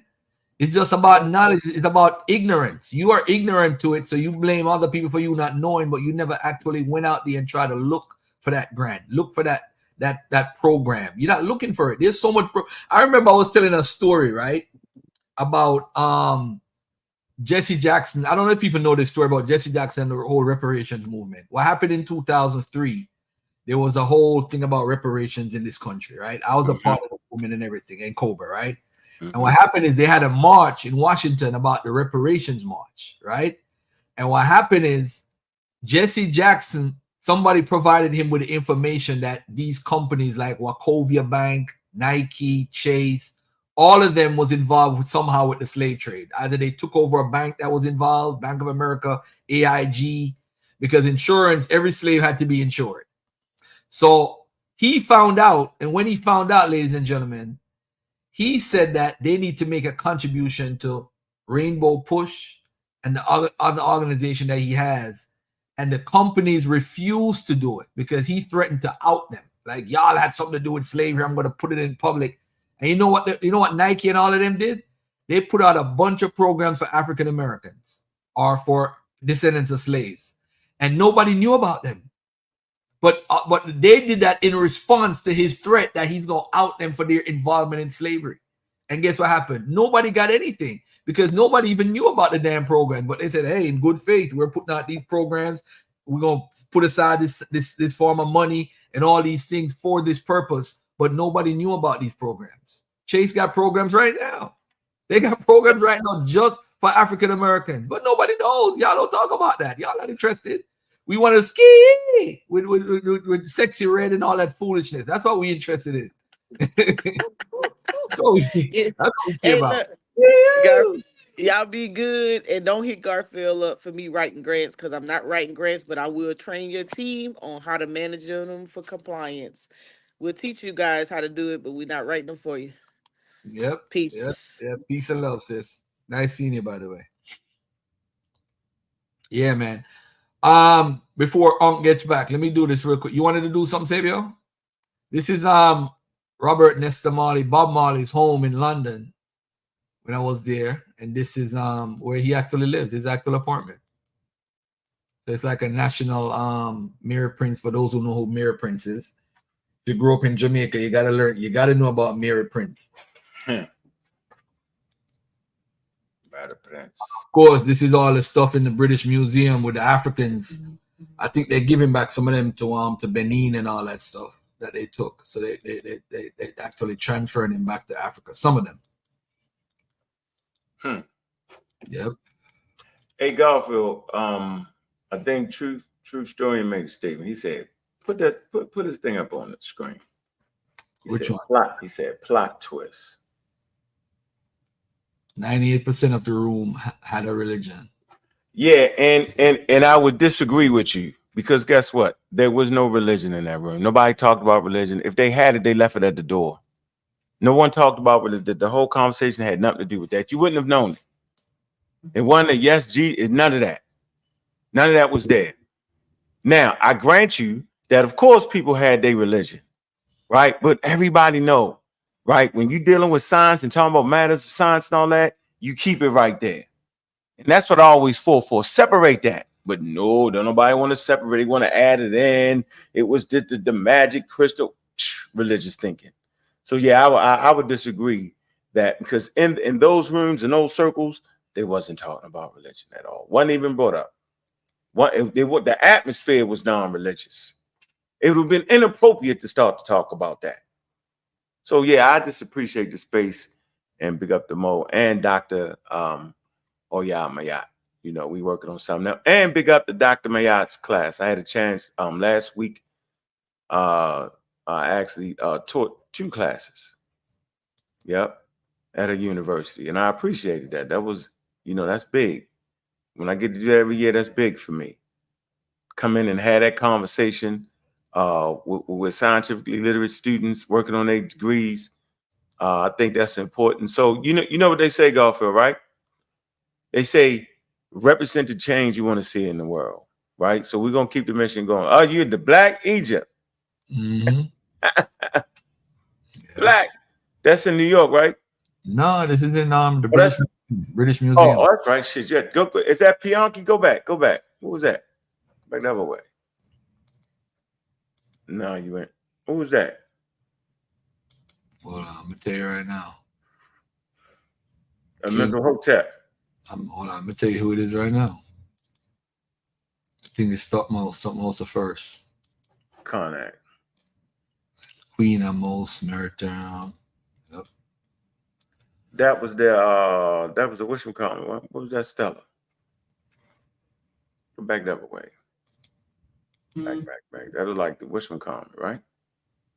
Nope. Yeah, that's the Rosetta Stone. No, the other way. Hold on a second. I figured did I press on it? Hold on. Yeah, right there. That's Rosetta Stone. Oh, okay. You know, with the 3 different languages on, that's how they use it. Yep, and that's how they figured out the whole thing to transliterate on the mental.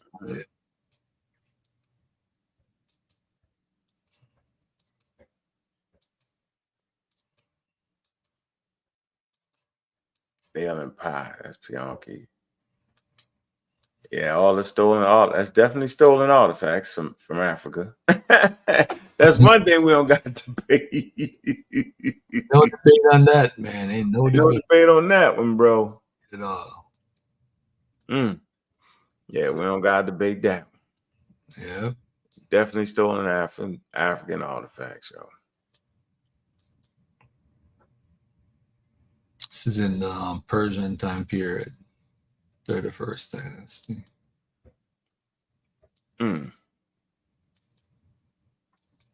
Oh, go back. What's that? See the Nubians in it? Let me see. Go back. Yeah, what's that? That's legit. Why is it turned to the side? You took it. You got to take the thing down, the banner down.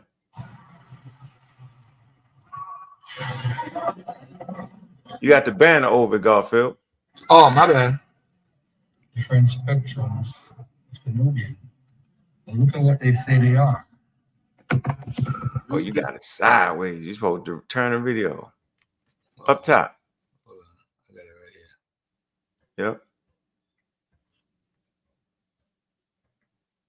Nubian appears to have been supported only a small population compared to that of Egypt. The ancient Nubian shared a. I'm worried about that foolishness.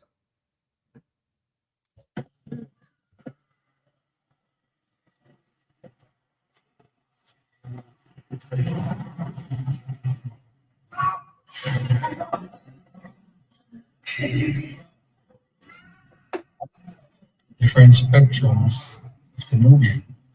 And look at what they say they are. Read this for yourself.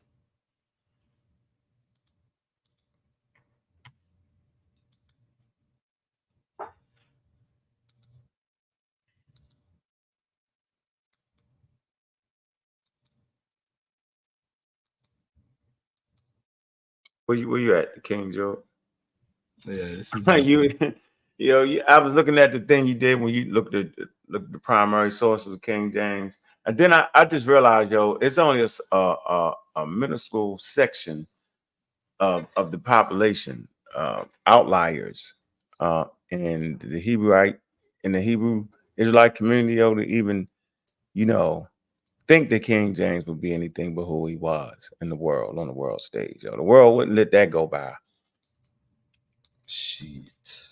I don't know what you're showing there, Garfield. You're showing that. Okay, King James.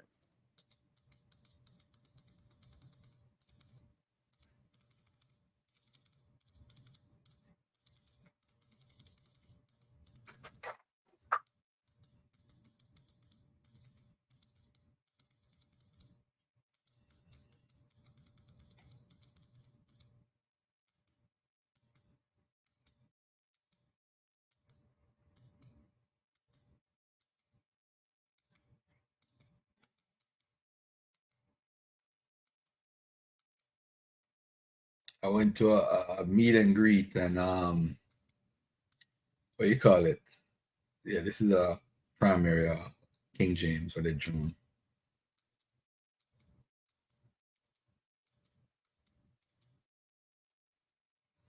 That's my book for sale right there in this store in England, UK.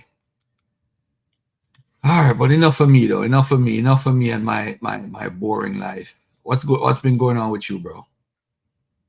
And fighting the nuts, all of them. Oh man. Yeah, it make no sense, man. I'm done, man. I'm gonna keep teaching. I think it's better. Like we on Sunday, we got, matter of fact, we got a lot of good shows on the pseudo killers in the community, skeptics. And I want y'all to subscribe to my new channel, super clean channel. Shoot. Damn. Hold on, golf. And I'm gonna give you the link so you can Yo, I know you was watching. I was gonna call you the other day with the Baltimore game. I know you was watching it. That was a tough one to watch, yo. That was a tough one to watch. Do you like having a yeah. It was good though. I mean, you know, tough one to watch. That was because I wanted them to come back and beat Kansas City, man. That boy with his big ass toes, long ass toes. He couldn't catch he kind of did that wrong. He wasn't supposed to step out like that. Yeah, well, in the heat of the moment, you're not thinking where you are, and you know. Yeah, he just didn't do here. Here, golf. I'm gonna put that in there. Man, if y'all can, man, subscribe to the Science Advocate channel right there. That's the clean channel. We super clean. I gotta start moving towards you know, putting myself in a position where I continue to help the community. You got it, Garfield? Hold on, the way you put it. I put it in the private. All right, what do you want me to put up? I want people to subscribe to that. Oh, it's a new joint? Oh, okay. Yeah. Subscribe right away. Hold on. It's gonna be the clean joint. It's the one I give people when we at these conferences and stuff. Right. I got you. Yeah. So yeah, we got 151 subscribers, man. Let's get that built up, man. Like I said, we got a lot of good shows on the pseudo killers and a lot of good shows on community skeptics. So y'all check out our family shows that we doing. And yeah, man, I think we doing great, trying to stay out the mix as best as possible. And just doing what we got to do, man. It's just important, Garfield, that we continue to do real work with real people. And then to protect the professionals that we got around us. We got to always put some protection on them. Yep. You got too many crazy people running around, man. Too many crazy people, real crazy. I mean, real non-scientific, non-academic people who sound good. They sound good. I ain't fighting nobody, Mika. I made my thing. Like, what's going on, Serious B? How you doing, brother? What up, Uncle S? And Serious B, how you doing, man? Shout out to you for your pushing the science since I've been knowing you. You gotta do it better now. Learned a lot. I heard you speaking on yourself at that conference. That's what's up. You was in your element, sounds like. In my element, man. But not only that, man, like Garfield, we got some professionals around us. Shout out to Serious B, man. You also been a Stark supporter. Yeah, right? Serious B. That's so it's people like that, like Serious B and other people that's real professional doing their thing for real. You gotta have protection on them, yo. They gotta be able to want to support you and not get ousted. Getting attacked with foolery is what normally happens. It's crazy, yo. Like, yeah, but man, yeah, I tell you, it's just a new day, bro. That's all I can tell you, man. Yeah, it's a new day, bro. Yep. New day there, man. But yeah, it was I don't know what you want to call it. I guess I was meant to find you guys when I found you guys, and I'm glad I did find you guys. I've been saying it since I met y'all, and I appreciate y'all for allowing me to learn and grow with y'all, because I could have fell off to the wayside and been one of these pseudos out there lying to people about things I don't know. Oh yeah, man. So it's a fight, bro, but it's a way you gotta fight it, man. You can't Because I think at this point, at this turn, at this juncture, man, people know the only thing they can do for real. They can't handle the science. Science is undefeated. So now all we're gonna do is just dirty up your name and wait for you to slip on anything, and then we can just, you know, smut you half to death. Can't get you on the topics though. We'll just smut you half to death. Yep. Yeah, and those are the conversations that are I'm tired of. You know, those aren't getting anywhere. What is what get the views, man? That's what people like. That's what most people like. They like the Tasha K shit, bro. They like that shit. Yeah. People like that shit. They're like, oh, I'm not into that. Yes, you are. They say they're not into it, but they are into it.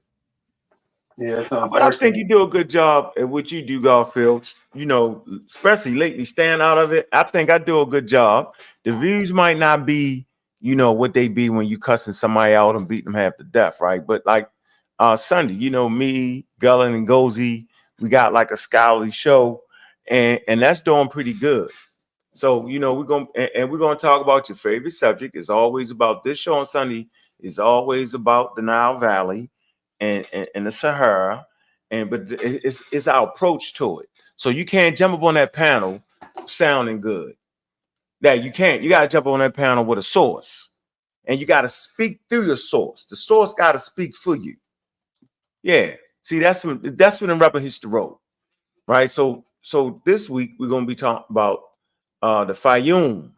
We got a special guest coming on too. Special guest coming on who was at the forefront of this last round of the Egyptian conversation, right? Yeah, we're going to uncover some things. So yeah, this show is going to be about the Fayoum, and we can talk about early farming in the Nile Valley, right? Yeah, big up the Ngozi, big up the Gullah. That's going to be on the Community Skeptics, man. Make sure y'all like, subscribe there, man. It's going on about 8 o'clock. We got a special guest popping on there. And you can get on there and fight and do whatever you want to do. But when you fight with the source. And the first time you cuss somebody out or be extra rude, you get kicked off immediately, yo. Yep. The pace is heavy, but it's sourced up. That's what we doing.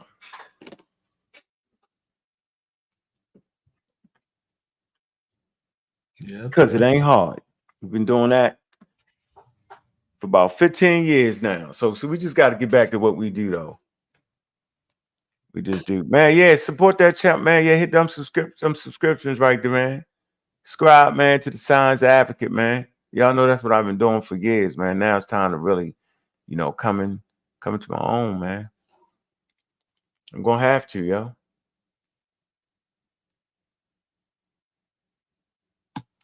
When are you brothers going to do things back outdoors? That's happening next weekend. That's happening next weekend there, brother Lau. And we got some things. See, the things we don't take money, bro, and resources. Oh, we got it, yo. Mika say no fun make you dull. Well, I'm up for the fun, but I ain't up for the foolery. It's a difference. I'm not gonna sit there and argue that paper doesn't come from processed trees. I'm not gonna argue that with you. No, it don't. It come from the moon, the Mars. I ain't doing that, man. You get kicked off, yo. You don't got a source to support that, yo. You kicked off, yo. Yeah, like I'm not arguing with these dudes about the earth being flat anymore. Yeah. I refuse to engage in that conversation. Yeah, that's bring an a source. insult to everyone's intelligence. Yeah, you can argue it as long as you bring a source. You feel you have a source on a flat earth? Right, a credible source, a scientific source. Let me see. At this point, then we all have to change. Yeah, we want that though. They that's what they don't have. Because it's one I heard you say that one time. They ain't never brought no real source. Source, a treatise, a textbook. Yeah, I need to see it in a textbook. Yeah, it's a faulty premise arguing to people. You ain't got a textbook. Same with the whole Cowboys and Indians. Show me a textbook to support you. What you right? Certain things, yes, we have to stop giving them the because they say they want to have a conversation. We give them the room to make all these faulty claims, and and at that point, how are we supposed to have a conversation when everything you're conversing with is made up. That shit is crazy. That shit is crazy. They wore Garfield out. Garfield actually retired. He left me by myself. I looked around with Garfield one day. I said, damn, I'm standing in the middle in the abyss. You know, you look out in the abyss and all you see is foolery, yo. Tomatoes coming from everywhere. Man, going to that conference, kind of restored my trust in humanity, yo. Sometimes you can be so engulfed, right? In the mud and the muck and the mire and the ignorance, yo. If you start to question yourself, you be like, did I miss that? Maybe, you know what I'm saying? We done had, man, boy. Hey, Garfield, let me ask you this, bro. I ain't gonna start nothing. I ain't gonna start nothing, man. Do you think that people really are doing it on purpose, yo? What you think? Yes and no. Some people are doing it on purpose. And some people, they just don't know. And the ones that don't know, I don't blame them. I can't blame them. But the ones that know, I mean, are you serious? You think they know? Yes. There are some out here that bias. Not only confirmation bias, it's feeling their lifestyle. So the confirmation bias has become cognitive dissonance. So wait a minute, yo. It's not a lot of money. Yo, it's not a lot of money on YouTube on that. Don't nobody got no million subscribers. Hold on. You're right. It might be fueling I think we did the show on the pseudo killers and talked about how people get it's like an adrenaline rush and it's certain chemicals are activated when you're arguing and you think you got something. And serotonin. Yes, yo. So I think it's a lot of that too. I think it's that camera, that microphone in front of your face. People think they rock. And that, yeah. Con Calloway, he does make money. It does feel his lifestyle. Absolutely. So yeah. But the other people, yo, Dunning-Kruger. You know what that is, correct? Yes, I know exactly what Dunning-Kruger is. It was something I started talking about early on. I started talking about it long time ago. Like a lot of these people suffer from the Dunning-Kruger effect. They think they know things that they actually don't. They think they. Generally speaking, humans think they know more than what they know. Yep. Yep. Listen. I'm gonna let y'all in on the secret. As we grow and as we learn more, go back and listen to older shows. You know, look at the development from the Raw Squad, right? Nikki Love and Unk Show, Raw Squad, all the way up to now, yo. You're gonna see if you follow your favorite YouTube and you're going all the way back and they still saying the same shit the way they were saying it and ain't show no growth, yo. Something wrong. Yo, they Dunning-Krugered up, yo. Yeah. You know, that's why, you know, I gotta know when to say when, right? Once we brought in the experts, right? Me and Garfield, man, big up to Garfield, man, for having that serious pipeline, boy. That 20 for 20. Listen. That 20 for 20 man. set it off. Listen, man, big up to the pseudo killers, man. For bringing in the experts, man. You know, check this out, yo. I don't give a damn about what y'all think. I'm saying once we brought in them experts, watch this, yo. And the conversation was over with. And then when they said the experts agree with us, that's when I should have pulled the plug.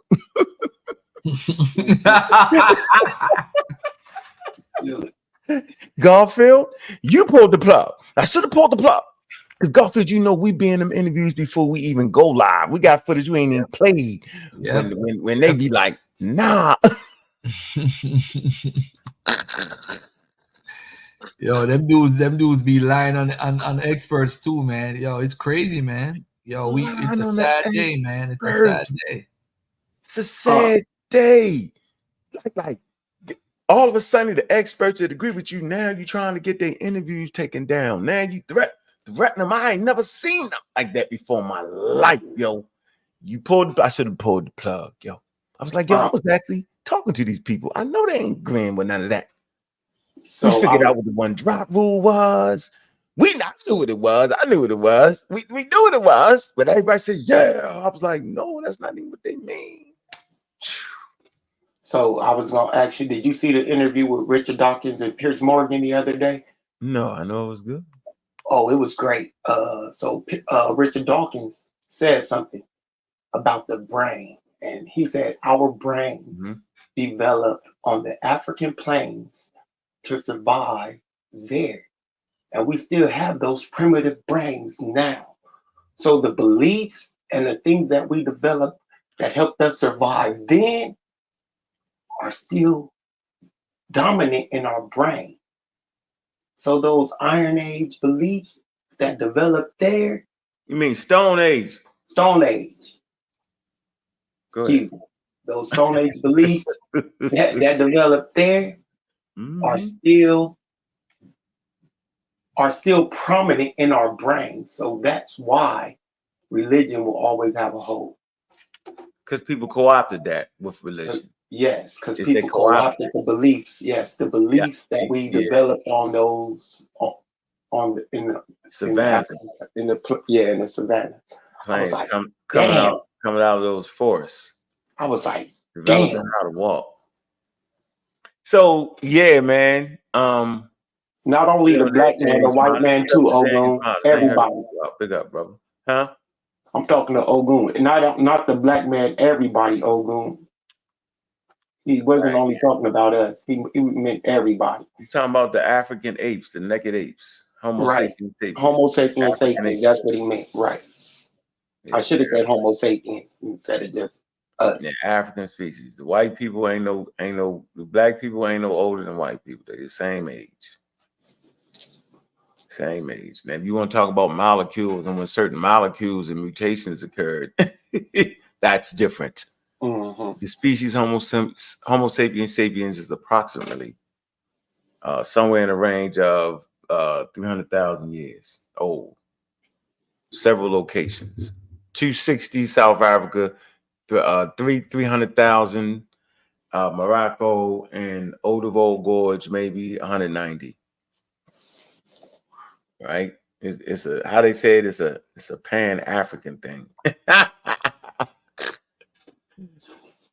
All over Africa. So all over Africa, right? So yeah, so you're right. So the Dunning-Kruger effect is in full effect where these YouTubers, and maybe I mean, y'all got to know why I keep a source though. I keep a source, the source to keep you on the rails, yo. That way, if we misread something or overemphasize it, we just read it again. We'll read it again, right? And that way we can get the clarity in it.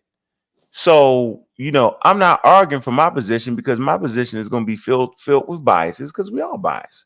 Like I already know you biased when it comes to somebody with Jesus and all that because I'm biased too. I'm not trying to hear that. I'm biased. Who me? I know we biased when it comes to that. Yeah, we have our biases, and my biases come from. And I wanted to ask Garfield this: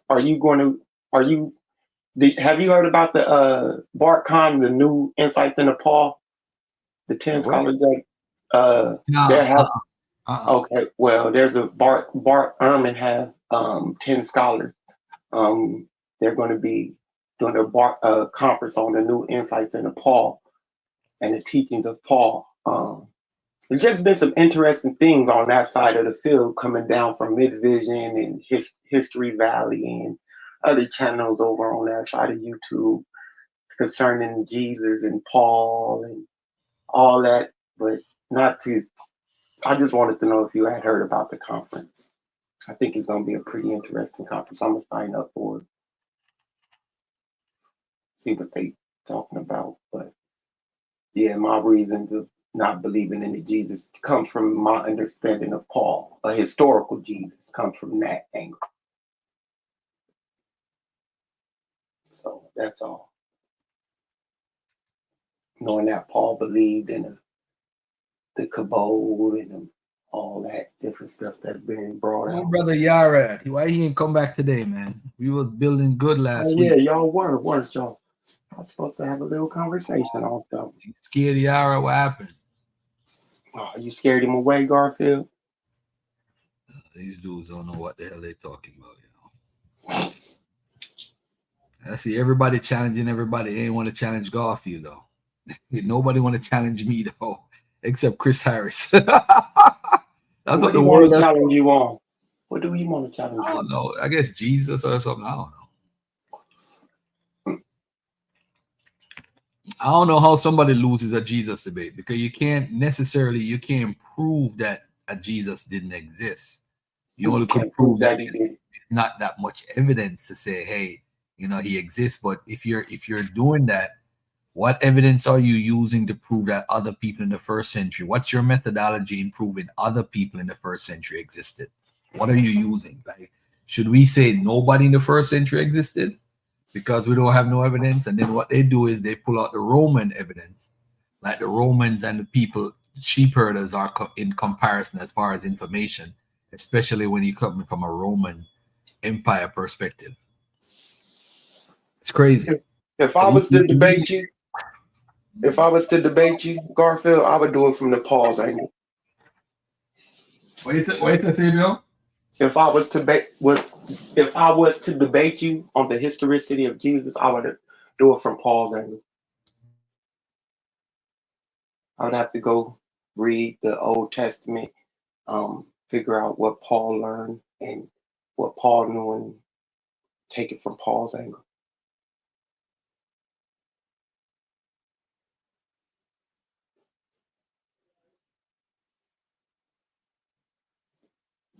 I wouldn't use the Gospels at all.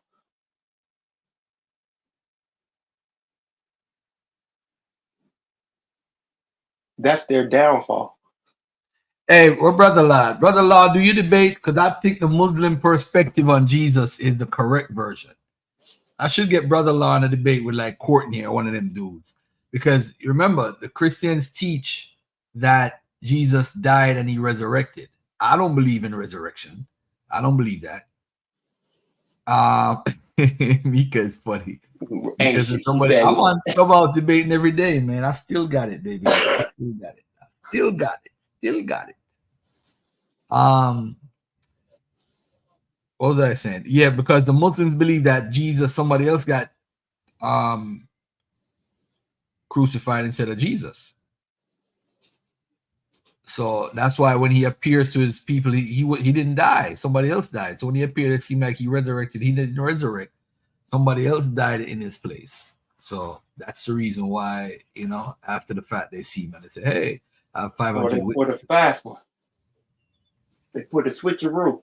But that's just my theory anyway. I mean, based on evidence. I mean, they have sources that say it. So Basilides said it. You got to debate Chris, yo. Stop running, yo. You running. Oh, damn. Unc, stupid. You running. You got to debate him, yo. What is it, Unc? You got to debate Chris. Get out the way. You funny. Yeah, I ain't funny. That's the only thing. That's what it is. I mean, from nobody, man. I ain't been disrespectful. You can't beat me, man. I'm not Tazarayach or one of them. I can't beat you. So you feel the same way about him that I feel about Chief X? Worse than that. Okay, well, I can understand that then, yo, because this is what I learned, yo. If you you know, every hero needs an enemy, and if your enemy is Chief X, yo, then you're a poor hero. You know what's crazy? Somebody played a video. Somebody played an audio yesterday, of somebody beating up the dude that we talking about today with beating up Deacon and Assad and guess who they were playing? Just guess. Just guess. Who? Beating up who? It was beating up the dude I was playing earlier, Deacon, Hakah, and Assad. Okay, all right, who was they playing? It was Unbiased Sports. It was on Unbiased Sports. It was Unbiased Sports. It was him. So this guy, man, his name is Unbiased Sports. I'm like, okay. I didn't say nothing else, but I'm like, I can't even dialogue with that brother because he's just one of them weirdos that's just stupid. He's a weirdo. Oh, you talking about Unbiased Sports? Yeah, it was Unbiased Sports beating him up on the Bible. Oh yeah. Oh man, yeah, y'all kind of yeah, man. It's a lot of Everybody want to catch you scamming, yo. Everybody swear you scamming. Because you beating the brakes off everybody. That's what it is. Everybody want to catch me scam. They think it's a scam. They don't even realize we was always the anti, you know what I'm saying, conscious community, yo. I was the villain. I'm the villain. See, y'all don't know I'm the villain.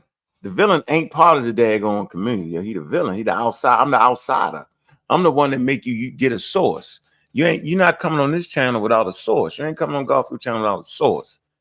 Right? You know what I'm saying? Y'all have to prove that y'all can sit down and converse with experts. Y'all can't do it without lying and acting like that ain't what they saying when they. I couldn't see what was unbiased sports problem. I know me and him had a gripe.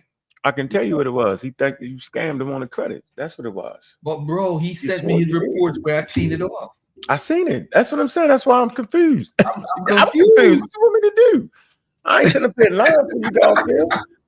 Yeah, seriously, yo. Yo, that shit is. Hey, James Modest, I know you're a hater. I just spoke to you and said, what's up, though, yo? And you still hating. That's why you're a hater. That's why you're around, because you're a hater, James Modest. And you're a pseudo. I was trying to make peace. But the hell with you, Mr. James Modest. Hater. Niggas be hating, yo. I'm a walking contradiction, but I'm only talking to Garfield, so what am I contradicting? See what I'm saying? See how they do it? Hey, what do you got to say about Rich Homie Quan that died? Because I don't know who. Say no to drugs. Say no to drugs, yo. I'm not even trying to be disrespectful to hip hop. I don't know who the hell that dude is. He's a good rapper, yo. He just had a drug. I believe it was a drug overdose, bro. You know. So I know Fat Man Scoop. Fat Man Scoop. Is he that throw some D's on that rapper? Rich Homie Quan? I don't know. Yeah. I don't know either. I think he is. Is that Rich Homie Quan? Throw some D's on it. I don't know his music, but I know, you know, pretty good rapper. Yo, I hate this NFL stuff, man. See, the Jets ain't playing, and I want to watch the Bills because I'm a Bills fan. That's an original fan in football. When I came to America, that's why I learned. I didn't watch football in Jamaica, family. I watched soccer in Jamaica. That's what we call football, right? So when I came here, I saw Jim Kelly beating the brakes off of Miami. And I was like, this guy here is like the best damn player in the world ever. And they just went to the Super Bowl 4 years. So that was just my team. I can't sell them out. But I'm a New York guy. You know, I've adopted New York as my home. So I cheer for New York teams. So the Bills now lost 4 Super Bowls in a row. And they lost a crazy game to Kansas City that year. They won, I think, their second Super Bowl. When they lost with 12 seconds, they tied the game with 12 seconds left. They thought they was going to the Super Bowl. There goes that man Tariq Hill again, getting on my damn nerves. You know, so the Bills is my team. I can't watch them. Now I got to go on some illegal website to go watch them on a damn computer. Yeah, it's crazy, man. Go to a sports bar. I ain't going to a damn sports bar. That's what I do. I go to the sports bar, act a fool, yo. Sports bar, man. Let me hear what Fontaine go say. Fontaine, I don't know who that is. You gotta help me out, bro. Yeah, you know, I'm from the city, so that's like Rich Homie in Atlanta is big time. But Savio, Rich, who you talking about is Rich Boy. Oh, that's Rich his Boy? name. He from Alabama. Yeah, he much older. He came out when I was in high school. But Rich Homie, he had like a huge wave. Like he was right at the future. He influenced a lot of these young folks. He had the project with Rich Gang and Birdman and Young Thug. He had the Lifestyle song. He had that Make Me Feel Some Type of Way song. He had a lot of songs. Rich Homie was a big Atlanta artist. That's Rich Homie. Oh, okay. Yeah, Make Me Feel Some Type of Way. That the song with Thug, that this here lifestyle. I can't say the words, but that's all Rich Homie though. No idea what you're talking about. Yeah, you probably done heard the music. I'm almost certain you done heard the music. I just had to come on here and say that because when Savio said Rich Boy, I'm like, well, y'all folks be. I sure don't be knowing. Old heads talking right now. Nah, that sounds good because I don't be knowing half them old folks y'all be talking about. Oh, man. I know Fat Man Scoop, though. I know who that is. Fat Man Scoop. He's like the East Coast version of the dude in that was down with Dr. Dre, the one that died. Who that? His name yeah, he on all them hooks, man. Oh, Nate Dogg. Nate Dogg, yeah, he's like the East Coast version of Nate Dogg. Well, no, not to that extent, because he don't sing on hooks. But he's a hype man. He's a hype man, ultimate hype man. You got that music playing, Garfield. They're gonna strike this down. Who that? Oh, my bad. That's my background. I'm at this. Oh, okay, that's Fontaine. Yeah, I'm at this event. Oh, all right, cool. They ain't selling crystals, is they? Fontaine? Nah, I got a photo booth and my girl got Italian ice, so she's selling Italian ice and I'm doing a 360 Well, photo you do the booth. photo booth with the thing that turns in a circle? Yeah, that. I need to do one of them joints. I want to make sure you wasn't selling crystals, Fontaine. You know what I'm saying? I'm just Oh, checking. no, I don't sell no crystals. We don't do that. I'm at a church, though. That's funny because I'm at the Ebenezer Baptist Church across from the King Center. I know where you at. Okay. Nah, I ain't Yeah, we always do business with them. making sure. Just, So what if you were selling crystals? Yeah, I'm Crystals playing is a joint, bro. Don't be hating on the crystal game, man. Man, them people looking at me, I was crazy. Yo, they gave me, say, here, take this and read up on this. This mineralogy and optical mineralogy. God damn, boy. Mineralogy.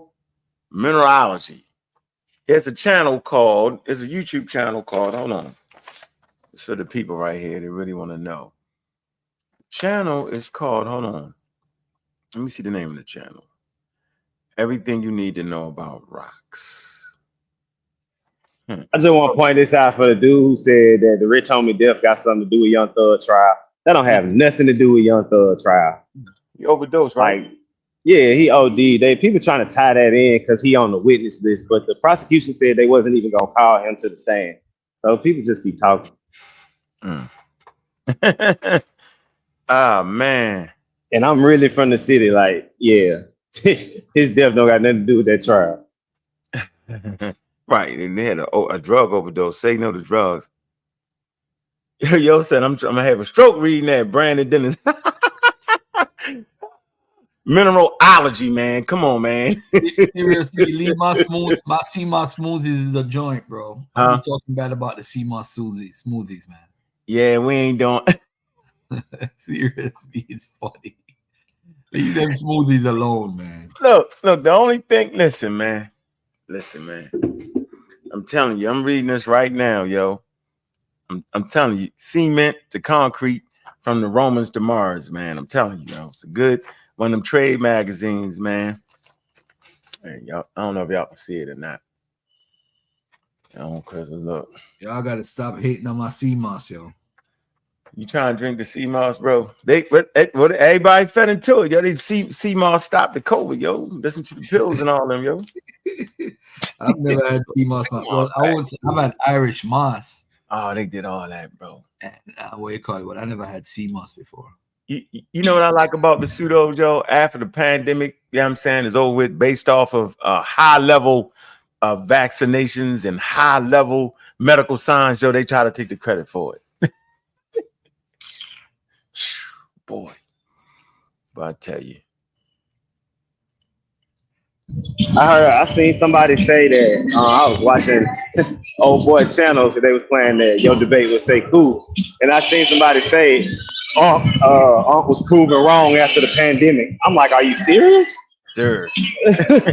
Like, y'all folks is crazy, man. The pandemic literally showed everything that debate was about in real time, right? Crazy. Yeah, that shit is crazy. Yeah, Garfield. Big up to Garfield, yo. It was your channel that we launched the attack against the pseudo vaccines. Man, that whole situation all started with your main man. Your main Hebrew Israelite. We was it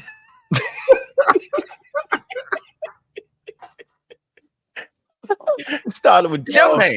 Yo, you know a lot of people hate us though because we call out bullshit, right? I remember when Homeboy was on here, right? Mm-hmm. And he three-wayed Polite, and Polite said he got cured of diabetes and we got proof. I'm like, we need that proof right now. we don't believe you. He was mad. And see, nobody ever confronted them straight on like that. That's not, yo, we need to clip that, yo. We need to He's a clip doctor now. You talking about he's a doctor now? I was counting. It take more than a year to be a doctor. I was counting. Oh man, yo, I can't think. What's his name? What's his name, Garfield? He was on the express. He was in the express class. What you mean? Hey, In the advanced class. what about the Yakami pill? What was it? What was it? Bruh. I've heard, yo, bro. You I'm trying to remember that. Yo, you remember when Capt on trial? You had this group. This guy had this African guy that claimed that he knew the Medjadetta, and he tried to use divine suspect. Come on, divine suspect. No, not that one. That was But that's the one that started the debate, though. Remember? I ain't worried about him part. I wasn't there for that. But I was. He was on his chat. What is wrong with you, man? It's in the archives, bro. It started with Divine when I was arguing. I was arguing with him. He was in Atlanta. And Sonetta was filming it, yo. Then I was like, yo, and I called you. I was like, yo, I'm coming on the channel. And it started right there, yo. It started with him. He was like, all right, yo, we're gonna do something with the vaccines. And this was before the pandemic hit, yo. This was the summer. Yeah. You're right. Come on, yo. You was the first channel to be like, all right, come on, yo, let's do it then. You don't remember that? Yes, I do. It started right here, yo. He flim flam when he was at the debate. Oh man, he went there and taught that crazy shit about it. Stood up red. and What is it? The red what? Well, you got to take the what? The red. Red sea moss. The red. Yeah, the red sea moss. He said it. Can we find that clip, Garfield? Oh man, we need to find that. Yo, we got the clip, yo. Crazy, yo. Come on, yo. Take this red thing and you get cured from COVID or some all type of shit with the Brooklyn magic. Oh my God, that was like crazy. I did this like this, really, yo. He went over there and stood with the anti-vax. I was like, really? Yeah. Divine suspect. He's a doctor now, and I'm not really anti-vaccine. Yes, you are. Yes, you I know. It was like, what? Y'all keep saying that was like raging them, yo. You spraying with that, you're anti. No, I'm not. Will you take a vaccine? I'm not going to answer that question. I said, Divine, I said, are you going to get your kids back there? Wait a minute. Wait a minute. I'm not going to disclose my kid. I said, my kids are getting vaccinated. I just asked you. Man, that shit was funny, yo. Yep, there y'all go. There y'all have it. That's y'all favorite YouTube. Captain took his, I guess because the job he was doing, he had to. But say it again. Captain Tazarayach had taken his vaccine. He's like, hey, yeah, to me, man. Y'all crazy, man. Yeah, yo, you let them do it. You let big up the Tazarayach. His whole camp was pro-vax. I was like, how?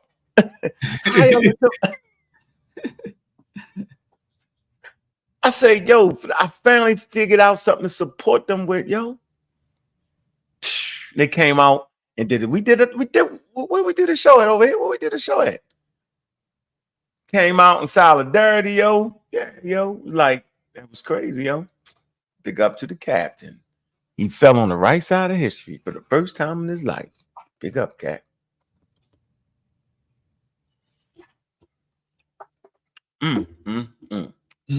Where Dr. Divine at, though? Daddy Divine, where he at? You heard from him?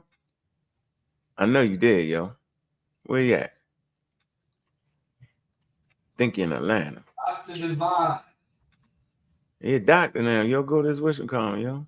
He actually snuck it in. I don't know how he did it. In under a year. Because we was fighting during the vaccines. Let me see, what is it? It's 2004. The COVID-19. He wasn't a doctor yet. And somewhere around 20. He emerged as a doctor. How did they do it? The advanced classes of doctorology. You know.